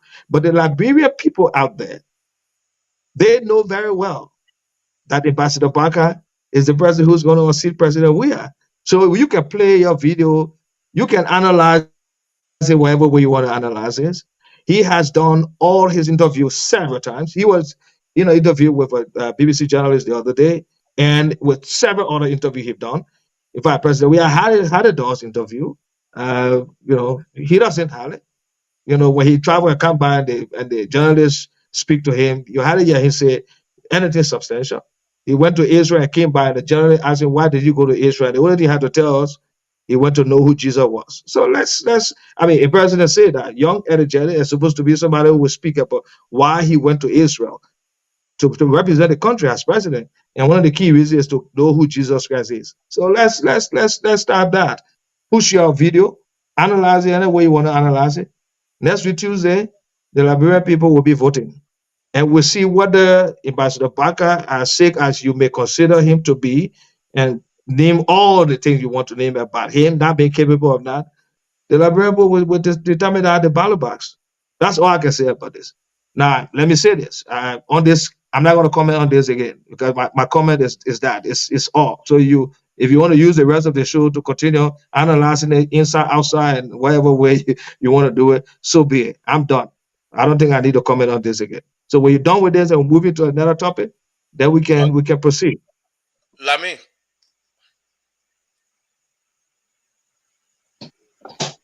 Yeah, I mean, watching the video, I saw that video several times today, and I basically just dismissed it. I don't see anything there. I don't see the issue. I don't see the force. And I think there are assumptions that are being made tonight that I don't think any of us, apart from the Unity Party people, will know. And I mean, the thing is that they have said that it is exhaustion or whatever it is. But when I saw that clip on, I think I saw it on Instagram earlier on, I was like, I mean, I was wondering because I didn't read the caption, so I was wondering what's the purpose of the video. And I kept wondering what's the purpose of the video until Kev decided to do his analysis around it tonight. I really don't see the issue. I don't see anything substantial there. I don't know whether it's safe to assume that there was a briefing done before that press conference was arranged. I'm not sure whether there's sufficient information in that video to come down to that conclusion. So to me, I think it's a non-issue. I think it's been a colossal waste of our time. We've probably maybe used almost an hour now, going back and forth on whether the Omen is not concentrated or there's some level of cognitive dissonance or something like that from that video. Okay. Well, I hear you, Lami. Kev, everybody spoke for an hour, so let me give me a little bit of time. No, you say you don't see anything wrong with the video. No, I don't see anything wrong with it, but that doesn't mean but that you can't allow him. But you can't allow him to exhaust his time just because you say he doesn't see anything, so you want to interrupt him. No. We're talking about the allow him to exhaust his time. Let's move on. No, let him exhaust his time. He's still talking. Why you want to get cut off? Yeah. Because he's not going your line. You have to be fair to this country. I'm not voting for Mr. Boakai because I don't think he's a proper person to run the country. That's basically the reason. So to try to start nitpicking any little small thing, to try to nitpick, the way sometimes people can do with Mr. Weir when he speaks, and by the time he slips dramatically, people pick it up and start making fun of him. I mean, that's a colossal waste of our time. Let's focus on the most substantive issues. There's very limited information about that video, what went into that video, and what followed that video. Like Jackie was talking, she said there was a beautiful press conference that happened later on as a result of that arrangement. I've not seen that press conference, but more importantly, what went into that process that led to him appearing like he was trying to understand what he was there for, we don't know. The most that has been said here so far, apart from the two Unity Party people who are insiders, and I will assume they are saying the truth, that he is tired. I mean, if he's tired, he shouldn't be running for president. It's a grueling game. If you have to be energetic throughout to be in this process. So if just for a few months of campaign you get tired already so quickly, then that's an issue, and that's coming from them. So I would take that to be official. But when we start speculating to say the people briefed the man and told him what he was there for, and then when the video caught in, he wasn't saying anything, he appeared confused, that's an assumption. You were not in that room. I'm very sure you have not talked to Robert Pale to ask Pale whether Pale briefed Mr. Boakai, for Mr. Boakai to know that he was coming to do a press conference and stuff like that. Because I think the part of the video that I saw... Wait. Lofa. Let he get 30 seconds. You get 30 seconds. There's nowhere in that video that Pale said, I have briefed Mr. Boakai that he's coming to Wait, have a wait, press conference. He doesn't Lofa, say that. wait. That's my point. So if you're speculating that he was already briefed and prepared, and he shouldn't have blacked out, as Jackie said, he shouldn't have blacked out because that's the word she used. At a point, I mean, I'm saying that's speculation. Yeah. You didn't use the word blackout in sorry if you didn't use it. Or you said he was exhausted or whatever it is. But to start assuming that what happened, you know, to start assuming that what happened, I mean, I don't know why we should be speculating about all that. The people say the man is fit enough to run for president and run the country. We take their word for it. And we go into the elections. We have our respective candidates. Are you we serious? Put our case I to mean, the Liberian people. Lofa. We put our case to the Liberian people. I hope you're adding your 30 seconds up. I mean, let's be honest, because they say we're gonna Lofa. Lofa, go for your candidate. Your 2 minutes. Your 2 minutes go. I give extra 2 minutes gone. I'm gonna come to. I'm gonna come to Sylvester. I'm gonna come to.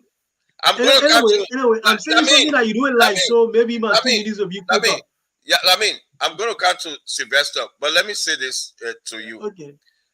Lami, you are a very educated man.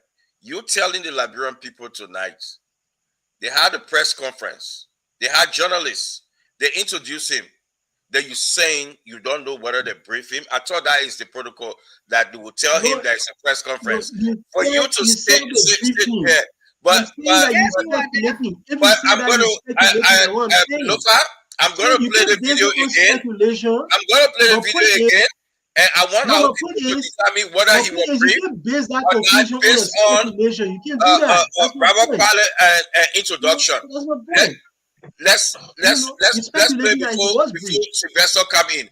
Okay. Let's play from the beginning. Let's see if he was not briefed. Let's move on now. We can't be playing that one. Yeah, exactly. What we That video that Keff, how you call it tonight? I have my video for y'all to play. And y'all haven't played it yet. Okay, let's go. Listen. After this. You see that we're making noise. Starting from the beginning, man. Starting from the beginning. Yeah, we already played the video to you. Can we enjoy a video? I myself get exhausted. I know Keff will sleep tonight with a video on. So thank you for coming. Everybody gets tired from time to time. You see, when you keep talking over it for the people not to hear, I will play again. So Keff will sleep with a video tonight on. This is the leader of the Union Party who will be speaking. I don't know why he was sleeping with a video on. People of Lofa County, the people for you about the election and things. So thank you for coming. But the video been played many times. Okay. So I don't know what. All that video. That is not a big deal. I need him to play my video. But you play the video 5-6 times. That's the best of all. I said, look, y'all gotta respect the moderator now. Yo, come on, man. Jackie, when you moderate, everybody, y'all gotta respect the moderator, man. Y'all don't do it. Sylvester, I will come to you. I will get 30 seconds to Lofa. Maybe you want to say stuff, but before I get 30 seconds to Lofa, listen. You listen to Robert Pilot talking about the press conference that GMB is going to speak to the people of Lofa. You telling me, or Lami is saying that GMB never knew you were going to speak to the people. There's a disconnection between his team and him. Tell us second, Lofa, before I go to No, I didn't say that. So here's my right. In my 30 seconds, first and foremost, let us not deceive our people to say in this video, it does not show us reason to be concerned about the presidency of Honorable McCay. We should be There's no reason. Okay, we should be highly concerned about this man. I'm talking about when he fell and he ran back. Hey, Jackie, why are you interrupting the man, Jackie? I'm just gonna mute. That's right, Jackie, man. You probably can do everything. Secondly, if you listen here, you will hear Robert Potter say this. Yeah, Robert laughing. Right, listen. I'm not laughing. I'm just saying let's respect each other. Go ahead, Lofa. All right, hold on. He's telling him what he asked him. What am I supposed to be? What am I supposed to be saying? He said the statement about. That means it was previously the statement about. The statement about. Listen to what was said. If you not yet make a statement about something, the statement. He was previously briefed about this. He was told, hey, you're going to address the press. Let us not dismiss this. We are concerned about this elderly statesman and the current state of everything that he's going through, tired, the health. We should be concerned, and we should definitely have the public informed about this. We should discuss this. If that's the only thing to discuss tonight, we should be concerned about this, because don't forget, we have a Senator Prince Johnson in line, okay? Who probably Man, come on, man. If you come in to vote, just don't vote for him. Wait, Prince Johnson in line. In line where? Is he on a ticket? Is Prince Johnson on a ticket? Investor, go ahead. No, don't say that. Investor, go ahead. Prince Johnson is not on a ticket. Jackie. What you mean, Prince Johnson? He's not on a ticket. Don't talk about Prince Johnson in line. We're not allowed to provide misinformation on this show. Prince Johnson. Roden and Lofa G, I've been very disciplined, listening quietly this evening, and I think we basically, first and foremost, need to go back to the reality. And I served before. I'm a student of both politics and communication. Rahul Pada is I think the managing editor or the former deputy minister of technical service at the level of the Ministry of Information. He do understand the rudiments of the rule of engagement in terms of press briefing and the rest of it. What unfolded today is quite unfortunate that the former vice president was briefed before even he was introduced to the press. And here is it. Before the process, there's a briefing note to the principal. The principal was about to address a particular process. And even when he was introduced to the press, and you need to be very keen and focus on that. He didn't even know that the president wanted. One of the journalists said, "Welcome, Mr. Vice President." Yeah, they said, "Welcome to the press." And when they said, "Welcome to the press," he was still in that state of tired. Not tired. He was tired. No, he was dumb. He was tired. What do you think it was? He was tired. Can you allow the man his time to speak, people? Y'all don't. Let's not do this, man. It's unfortunate here. And come on, man. We're happy here. Mr. Roden We're happy here. Mr. Roden Giddens, you understand the Liberal presidency very clearly. For us to allow this, and I think they were a little bit disappointed with my own Councilor Bagua. He said something. First and foremost, he said, "Well, no issue." Then he said, "If they said he was tired, it's unfortunate. You cannot be tired and want to be a president of the problem, bro." Let me just say that. Let me you understand how rigorous the Liberal presidency is. To have someone that will not only be dumbfounded, but that froze for more than 60 seconds. The same happened recent time to the president, the head of the McCay in the US. Yeah, it happened to him 2 times. The first time it happened to him was sisters. The second time was almost 2 minutes. It's concerning. This is the presidency of the Republic of Liberia. He's supposed to be the commander-in-chief of the armed forces. He's supposed to direct the security sector of this country. You have to be allowed to appoint more than 500 government officials. You have to direct things. Look, we're talking. Interact with the legislature. So if you are not allowed to ensure that the country, then someone's introducing you to the press, you're looking dumbfounded, you don't understand what is unfolding, then you believe we should take this country and give it to such men? I mean, it's unfortunate, Roden, you know. Then you say tired, black out. We need to stop these things, Roden, and begin now to focus. And who should give it to?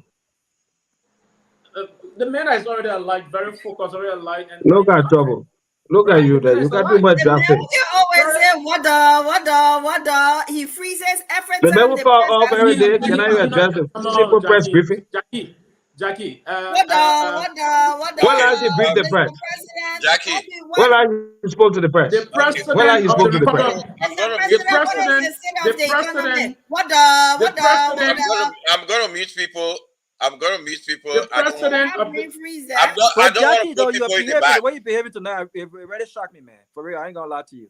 This president, because every time you're conducting the show, you demand No, you demand the same respect. You can't be doing this when other people are speaking, Jackie. Robert, Sylvester was done. We're just having a little fun here. No, I'm not done. I'm not done, Jackie. I'm not done. I thought you were done. All right, go ahead. I'm not. Sylvester speaking for 5 minutes. Is that 5 minutes Sylvester's going to speak for now? Sylvester, go ahead. Sylvester, go ahead. I've been interrupted by you guys. Go ahead. That's why I give you a minute. Go ahead, Sylvester. This president, President George Manuel Weah, have never kept the people of Liberia incommunicado. And you guys need to stop giving this disinformation about it. He never kept us incommunicado. Right? The president has been consistent in terms of the policy of the information part. Is that what the president wouldn't do is to come out with a lot of loose information to the people of this country. No, he wouldn't do that. He will go into the proper communication policy. And that's why the president got an effective press secretary, got the Minister of Information, and that when it's appropriate, the president will speak to the press. Right? When it's appropriate, he will do so. The president has never been introduced to the press where the president doesn't know what to say or how to engage them.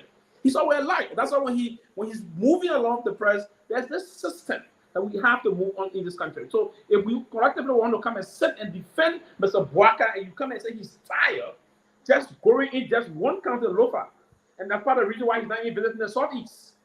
Because he doesn't have the roots. VSB is in the Southeast. He's not going in the Southeast. He's not. Our VSB is in the Southeast. No, you cannot. What we're going to do because of the time, the studio, I just realized is almost, I think, in 12 o'clock. Yeah, but Kevin wants to talk about that all night. So okay, 11 o'clock now because I was studio. So I'm going to go around 1 minute each, and then from there we'll go to the phone line. I will start with Robert. 1 minute each. Lofa, can you time it? Thank you, and I hope I'm not interrupted, guys. And just for the record, man, we gotta conduct ourselves better. We're on the radio, man. Let's respect each other. But my 1 minute, this is important. You know, I'm disappointed in Lamin and his. He always nonchalant when it comes to these issues, right? For you to say there's nothing there, this is crazy. I mean, there is something there, right? But I'm glad that Jackie agreed with us. That Joseph Bwaka looked exhausted. The argument or the contention here is not that we are not human beings that get exhausted or tired. The issue here is if you know he's exhausted, then why push the interview? If he's not capacitated to do the interview, postpone the interview. Let the interview be done another time. Why push the interview when you know he's exhausted? And for you to have even compared Joseph Bwaka to a baby, to the fatigue and the tiredness of a baby, even makes this even worse. Joseph Bwaka is no kid. Joseph Bwaka is an elderly stiff man. And an elderly stiff man tiredness is not the same as a baby fatigue or tiredness. This is concerning, and I think that even those who support Joseph Bwaka should look at this and say, wait a minute, what's happening? Who's dealing with this man and who's handling his business? The 1 minute is up. Okay, I go to Lami. So, I mean, I don't understand why you accuse me of being nonchalant about this matter. I'm absolutely not. What I'm saying is that we have to not speculate about things that we have very limited information about. And from all that I've seen, I saw that video earlier on today. I didn't see the big fuss about it. I don't see any big deal about that particular issue. I don't understand why we will continue playing in the hands of these people. There are people who support Mr. Bwaka, especially people on the political bandwagon. They support him purely on the basis that he's incapacitated, so they will run the country. So if we continue pushing these things, we play in the hands of those people. You always talking about Prince Johnson, Robert Gagwa. You always talking about Prince Johnson. That's Prince Johnson pure. That's Prince Johnson campaign.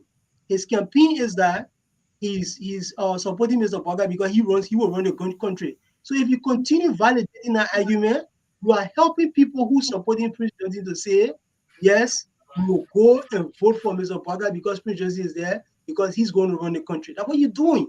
And that's dangerous. You guys got to be very careful. You're validating an argument that you should not be validating. You are inadvertently making the case that Prince Johnson has been making. Okay, 1 minute is up. be very careful with it. You have to be Okay. very careful. That's my point. Okay, Roland. Look, I only want to call on our partisans. Saturday is going to be a trailblazer, I can tell you. You know, we're going to do a caravan on Saturday. We're calling all our policy. Today we had Bwaka Jaliba with a few other persons in the streets, you know, doing our mobilization and speaking to our people in the marketplace and everywhere. Because Saturday, we're going to show off again. We're going to show the Liberian people are going to come out on Saturday and show that Ambassador Bwaka is the choice of the Liberian people. And so I want you to know that Saturday, let's be out. It's a kind of way of mobilizing so that we're going to vote on Tuesday. And I know you will definitely vote for Ambassador Barker. Those of you who are our sympathizer, our partisan, and those who believe in the rescue mission.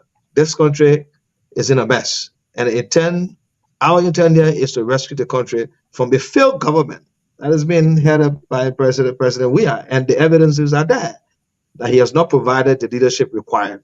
So as young as he may be, he's incompetent, and we want to remove him. So partisan Saturday, Okay. come out. Let's do it. 1 minute is over because of time. Jackie. Okay. Jackie, your 1 minute. You didn't send it. You read it, Lofa Julius? Jackie, no, you didn't send No, it. the 1 minute. No, 1 minute. No, 1 minute. That's how I'm using my 1 minute. You sent it to I'm my playing phone. the video. I'm not going to be able to play it from my If phone. you can play it, I will play the audio with my 1 minute. Okay. Thank you. I said, WhatsApp it to me. You didn't do that.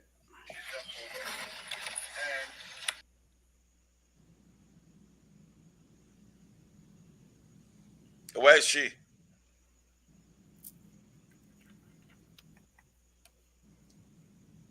Where's Jackie? Where is she? She's MIA. She was just about going action and she got missing. Okay, go ahead from there. Go to the phone line. Go ahead, Sylvester. Okay. So what basically I got to say about this process is that I think the handler of the old man today actually blunder. If I were to advise Ambassador Bwaka was to actually dismiss the entire propaganda and press team headed by if it is Robert Biden, they blunder very seriously, and they further expose that the old man is not capable of moving this country. He's tired, and we need to just move the process forward, and that's what we're saying. So we all try to push this issue about Sunday. We're going to launch again, and it's going to be another octopus kind of a launch. It's going to be simultaneously done across the country. We will close. The president is returning to the country in a very euphoric condition tomorrow. He's going to be welcome, and everyone is mobilized to ensure that we would get deployed in our circle of influence to get this ramp up and then get this election process done with. And that's why we all prepare for Sunday. Immediately after Sunday, I'm going to be catching the road. I'm driving back to Lofa County, where I'm going to exercise my political franchise. But again, we will, as people, mobilize ourselves in our... Henry, can you come on? Let's take few calls. Sorry. So okay, about 1 minute, Kev. Oh, sorry, Lofaya, 1 minute. I forgot about you. So we'll keep your time. We'll keep your time, Judas. Exactly right. But you know, again, keep it, Robert. Keep his time, Robert. Why can't I keep? Let me give you my time already. Okay, but let me say this though. Okay, good. This entire process here is not new to us. Recently, the Unity Party at their lunch, they had the former vice president to speak to the Liberian via recorded audio. Okay, it was recorded. They play it. Okay, this is the president who we expect to engage. These are the same people who are complaining about George Weah not speaking, but recording and not engaging the press. Then, here again, we have another issue of the vice president going completely off in front of camera. It happened even before we got here. When the CPP was going through her ordeal, George Lobo disrespected this old man publicly. Is this something that the Unity Party is this part of the reason why you guys are all over the place crying about some kind of cheating that may happen because you don't have your room in order? So you're concerned about that? Is that part of the reason why? Because you have all of these young people around the elderly man just doing things. 1 minute, you can't talk on. Me at 1 minute, you can't attack us again. That was my 1 minute. Okay. Henry, can you come on? We'll respond. Henry, can you come on? Your response to your closing. Henry, can you come on, please? Well, I haven't done my 1 minute. Is Henry on? Yeah, he's on. Okay, let's take. I have not done my 1 But minute. Jackie, I'm not done 1 minute. I haven't done my 1 minute. The video went Okay, now we gotta go. We gotta go. The time. Yeah, but I haven't do my 1 minute. I have to do my 1 minute. Jackie, go ahead. It's Do your 1 11 minute. p.m. Do your 1 here. minute. We gotta go.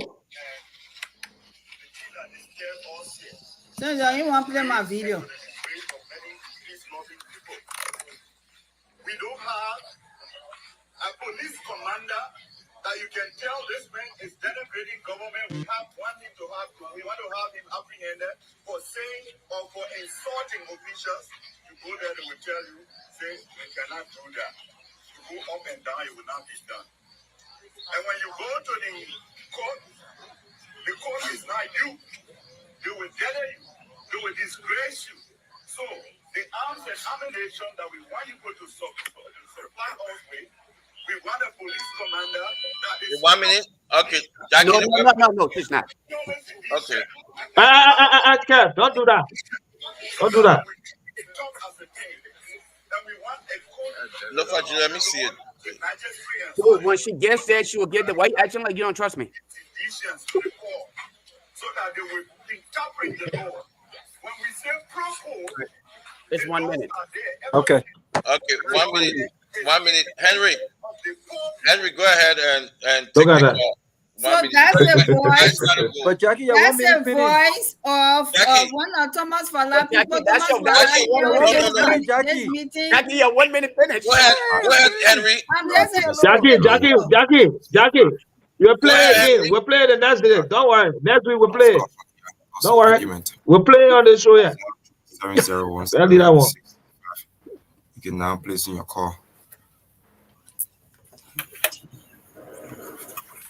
Kev play a video here for Ando. 20 minutes. Kev will play a video here. Nobody. Thank you. The voice of one of Thomas Fala people right in Thomas Fala. Yeah, Thomas Fala held that means. Can we take the call? We have to go. I'm waiting on him to take the call. We can be silent here. The call coming in. There's a meeting by Thomas Fala. How are you? Yeah, is this closing argument? Yes. Your name from where you calling? Well, I'm brother Otis calling from Painesville. Okay, Otis, 1 minute. Go ahead. Yeah, my disappointment is in Mr. Lamikwa Kapakwa. He's a lender counselor, and so he must speak with facts. And I'm sure he's knowledgeable of press briefing. Why is he not saying the truth? There's a man who wants us to take all Council of Gongolo to the presidency. When they are coming with this kind of a tricks, you think the Liberian people look at them to be reliable? Before someone can, a guest can appear before a journalist, they must have been briefed about what they are going to, say to the citizens. And he owns the media there trying to bamboozle away through lies. I'm very, very disappointed in Lami Pakwa as a counselor. The same thing they do as counselors, lie, sometimes in the court. These are the things he carry on the video. And then I believe that he leaves Mr. Weatherspoon. That man is all right, coach, and then he's. Thank you so much. You getting my council some latches or council?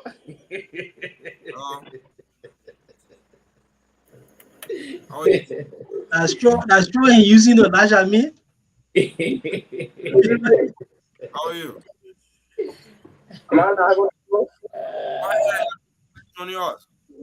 Okay, thanks for having me. Let me appreciate all of our distinguished panelists. My name is Andrew Moses, and I'm the National Executive Chairman for the Friends of Keff. Joining you guys from my District 13 resident. For the Friends of who? The Friends of Keff, and this is Keff Hassan begin. Okay, 1 minute. Let me say this to Jackie on the show. I think it is someone, sometimes you just say the truth, at least for your conscience to set you free. It is not because you're talking about your brother, so everything about your brother God is correct. Not because your brother did a different. It's not about fatigue. Nobody should make it a note there because brother was tired. No, this is about being forgetful. And the Liberian people do not need a president that will sign, make that document in their country and be forgetting about the document that you will sign. So I think it is unacceptable, and the Liberian people should reject Joseph Brother this 2023 as a planet. Because Joseph Brother is not fit to be president for this country. You have few people around here who have gotten booked. That's why they left our state years ago, and they want to come back to continue looting the state. And the border we say will not sit there and allow the United Party to take what this country is to come and carry up back to where president we have to go for. Thank you for it. Thank you. Let's take two more calls because of the time. Two more calls. I have one. Call the phone part of the closing argument here. 077701765. To this caller. Hello. Hello? How are you? Yeah. My name is Peabody, calling on the go. Okay, go ahead. Yeah, thank you for the show. This is what we're telling Liberian people that Jesus Brother is not fit for the presidency. If Jesus Brother address people in Lufa, you can address the USMA, you're going to represent Liberia. So it's very saddening that everyone on a particular party has a hidden agenda. Prince Joseph has a hidden agenda here in Jeremiah and Bondage and all that stuff. That people that are not rescued, they are risky people, they are not rescue people. So they are coming to rescue the country. They come to put the country in harm. Thank you. Okay, so let me call her talk. Go ahead, caller. 77717. Yes, good evening. Good evening to all of the panelists and good evening to our listening audience. I am Josephus T. Soga, the National Secretary of the Military Team. I recently was based in France. There is somebody talking, Lofa Julius. You got a caller, huh? Oh, okay. All right, go ahead, Josephus.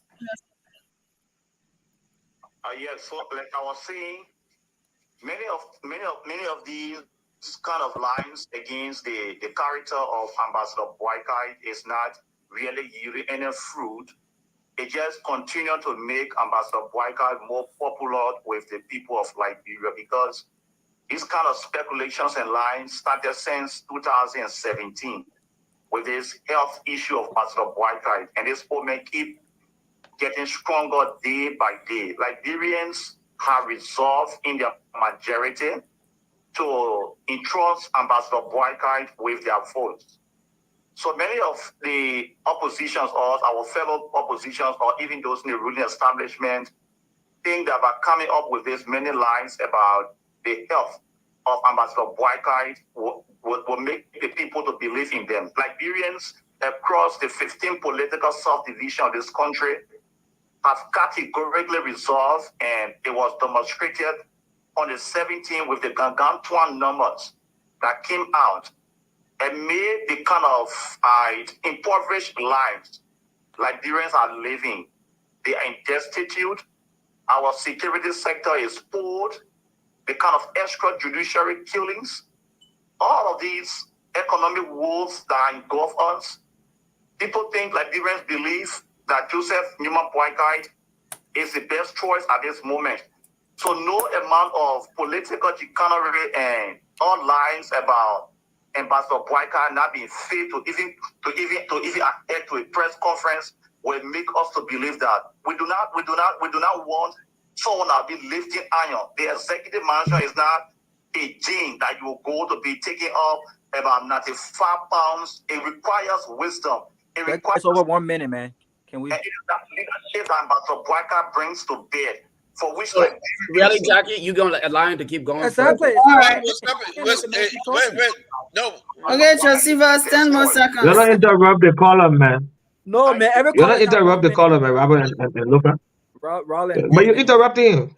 Are you done, It's been more than 1 Josephus? minute. All right. All right. Go ahead, SB. If Josephus won. No, wait. Y'all interrupted the man. 10 more seconds. No. If Josephus won, he can come. If he won, he can come and appear on the show. Yeah, Robert and Lofa interrupting the callers. They all now. Okay. Lofa, you have a caller? Yes. Okay, go ahead, and so we can leave. SB, go ahead. You got a minute. Okay, thank you. Have a God bless night. Thank you, Josephus. Go ahead. SB Don calling from Toronto, Canada. I want to say thanks to you for bringing on, and again, congratulations to all of the panelists. I think it was another wonderful show today. I must say this, as a healthcare professional, and I do not have a license to diagnose, but for Jackie and my brother Roland to come on here and try to downplay, this is one of the reasons why people are making a lot of comparison with the Unity Party and CDC. You guys share the same mantra, and that's to deflect, defend, and deny. I'm not in a circle of care for the former vice president, but if he was in his house, just minding his business, carrying on his daily duties, and reporters went to his house and this had happened, different story. But he was brought to a press conference where he was debriefed. He was told, about what was going to happen, and you clearly can see that he wasn't, very aware of what was happening. And it happened. I know it's something difficult for our Unity Party folks to accept, but this is some of the things we talk about how disingenuous you guys are. You point fingers at everybody else except yourself. And thank you. People are seeing this right in front of their own eyes. And to my brother Lami, you're one of my favorite on the show, but I must say today, I'm a little disappointed for you to downplay this because thank you, SB. Thank you, SB. Thank you, SB. Done. Thank you. Bye. Okay. We're gonna be strict on the closing, 1 minute each, and then we will close because of the time. So we're gonna be strict on this 1 minute. Jackie, I'll go with you first because we're gonna be strict on this 1 minute because the studio calling, the radio calling. I even want to go off, but I just say let me give this 1 minute. I start with Jackie. Lofa, please put it 1 minute up. As now 1 seconds over the 1 minute, please. Okay, Liberians, come out on Saturday. We are doing our closing. The campaign alliance made out of at least 8 to 10 parties. We are, and plus you, CDC, everybody who for JMB, y'all come out and let's close. Here's my thing.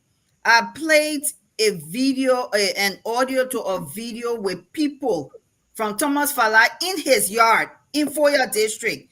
Calling, and Thomas Fala called that meeting. He's sitting right there in the yard. And Thomas Fala is saying that he and George Weah should have people in the security sector who are only for CDC. This is very, very dangerous. And the court system who only support CDC. These are words coming out, including Philip Bird Brown, that are very, very dangerous to this country, and the Liberian people should pay attention to it. Because Thomas Fala is a very dangerous man. Okay, 1 minute is 1 minute over. 1 minute is over, Jackie. Okay, Roland.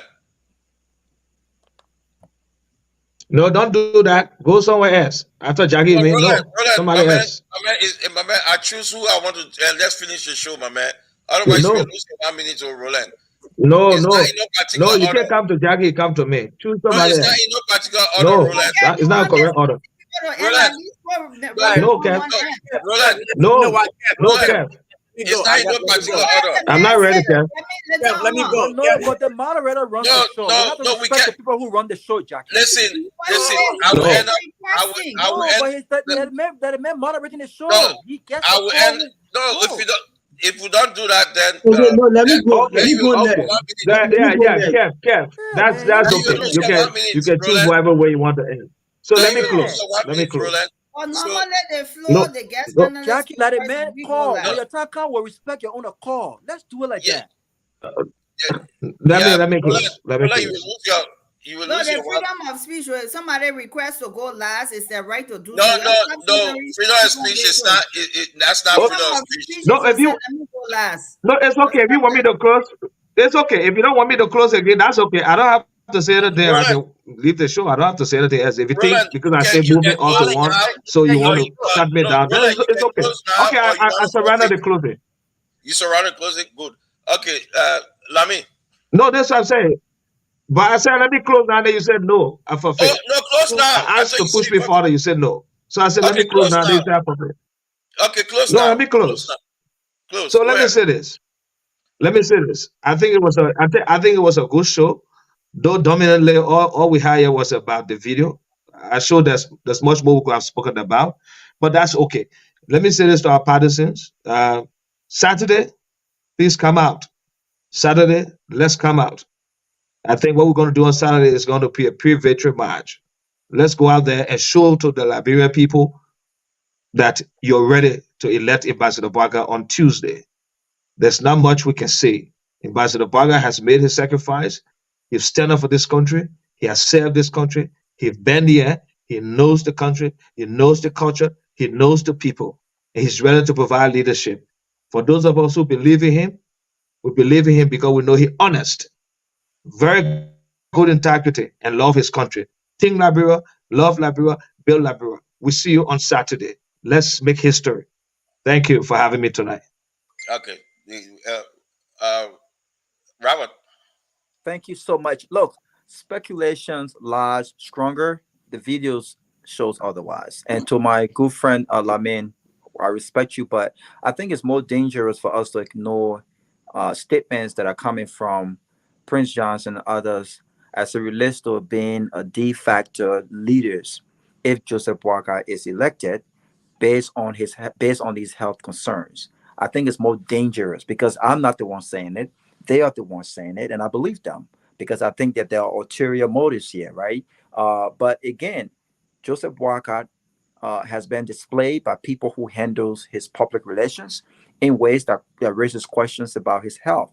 They should be held responsible for that. And in this closing, Alice Cummings gets tired. George Weah gets tired, but we have not seen videos of George Weah basically being dumbfounded and not alert, right? In La La Land.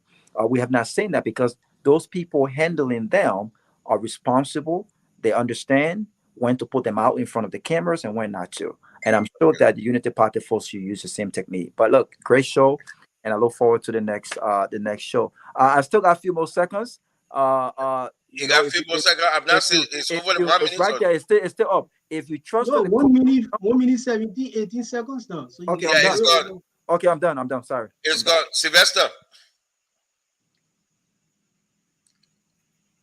Sylvester, you muted. This issue, we have to discuss it. It's not an isolated matter. It's been happening time to time and back to back. But again, the handlers didn't do well. Whenever I was managing this kind of thing, coming to a press conference as an assistant minister of public affairs, we did behind the same thing. And number two, this was not an impromptu arrangement. It's sometimes an impromptu arrangement when we come and say this unfolded, but it was well arranged, pre-arranged, and all of the briefing behind the same briefing process were all done. And now the former vice president did what he did today. There's a clear indication that we had a problem when he to be elected president of this country. It's a serious thing. We have to come out and vehemently reject this. And that's why we called on all of our wonderful compatriots across the country to come out in their numbers on the Tuesday of next week to vote President Weah, give him the mandate so that he will continue the good job he's done. And that's why I said today on the OKFM platform, we went through the process and we came out to say to the people why the president is prepared to continue this job. And it's all part of the reason why I'm so passionate about supporting him and I'm so engaged in the process. But I think we need to discuss this process, unfortunately. Have a very wonderful night, guys, and it's a wonderful time seeing all of you. Dr. Peabody. So let's see you, man. Hope you stay safe in Monrovia. I will see you. I will see you, Sylvester, in a few days. Okay. What's up? Just a day from now. I'll see you. But let me say, it was a great show again, as always. You know, in regards to that video. I hope you see me too when you come. Oh yes, yeah, Roland. I got to see you, man. We gotta chill together, man. What are you talking? We'll chill. So, definitely, Roland, I'll look for you. I'll make sure I call you. Also Rhoda, I consider met you. Lami. I'll call you too. Dr. Peabody will call you after the election. I'm on him. He gonna meet all your friends and friends. I'll call Go. you Saturday night after your major, whatever you're having. I'll call you. But you know, it's a great show. Always. I know we don't agree. We say things. But it was a great show. Let me make this very clear. At the end of the day, the people of Liberia will choose a leader at the end of the day. And the voice of the people count. That is my closing here today. We can sit here tonight. We can argue. We can have a discussion. You know, I really thought that united opposition that poses a real strong contest to the current government, but it's not working. You know, Ben Sanvee one time said that there's a saying that people when a woman gets pregnant, it's from the front, it's not from the back. The health of the vice president is not a secret. It'll come out. And we saw what was displayed in that video today. You know, there's something in this country. You know, I have a degree in human services administration. I have a master's degree in human services administration. And some of the area that we touch, we talk about elderly abuse and all of that. And that video today showed. Bro, why you laughing? We talk about, you know, honestly, Robert enjoy himself. Sylvester, right in your Wilmington there, Wilmington University. That's why I did my master's in human services. One of my masters in human services administration. So don't they abuse children? They don't abuse children. No, I said one of the era. I said one of the era. Those babies too. I'm out of here, man. Children. The show continue?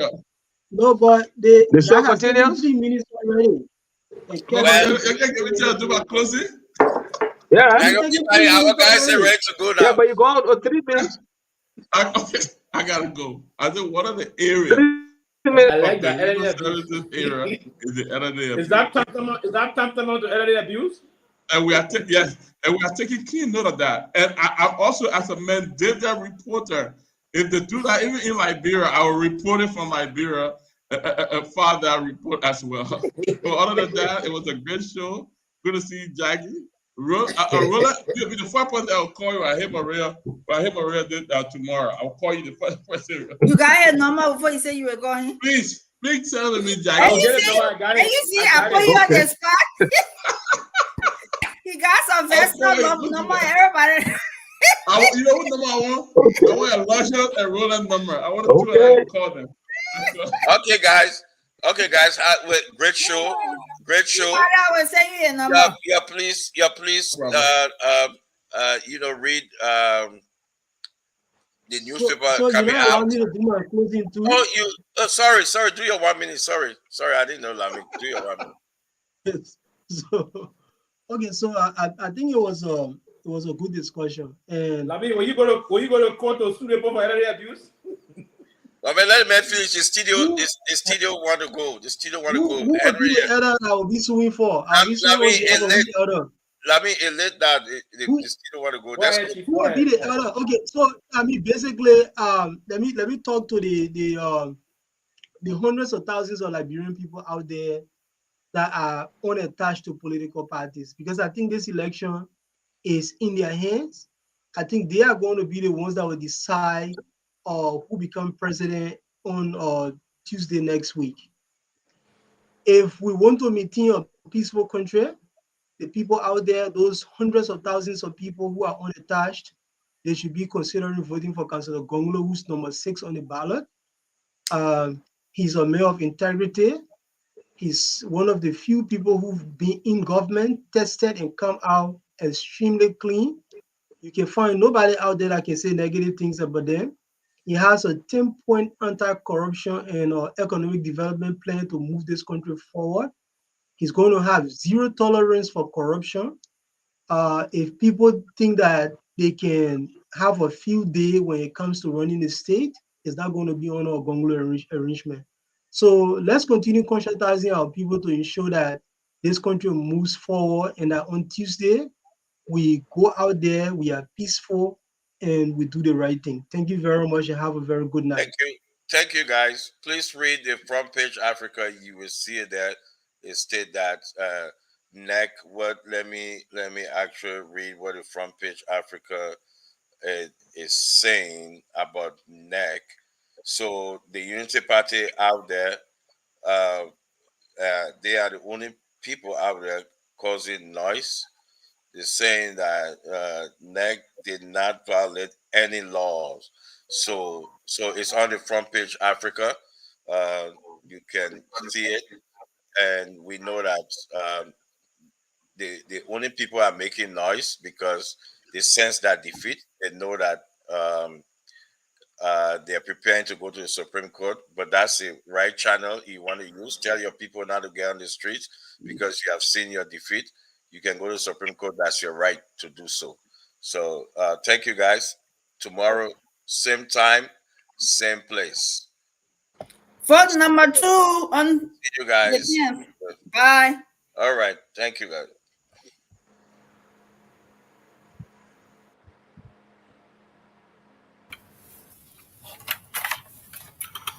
Well, folks, this is all the time we have to be with you here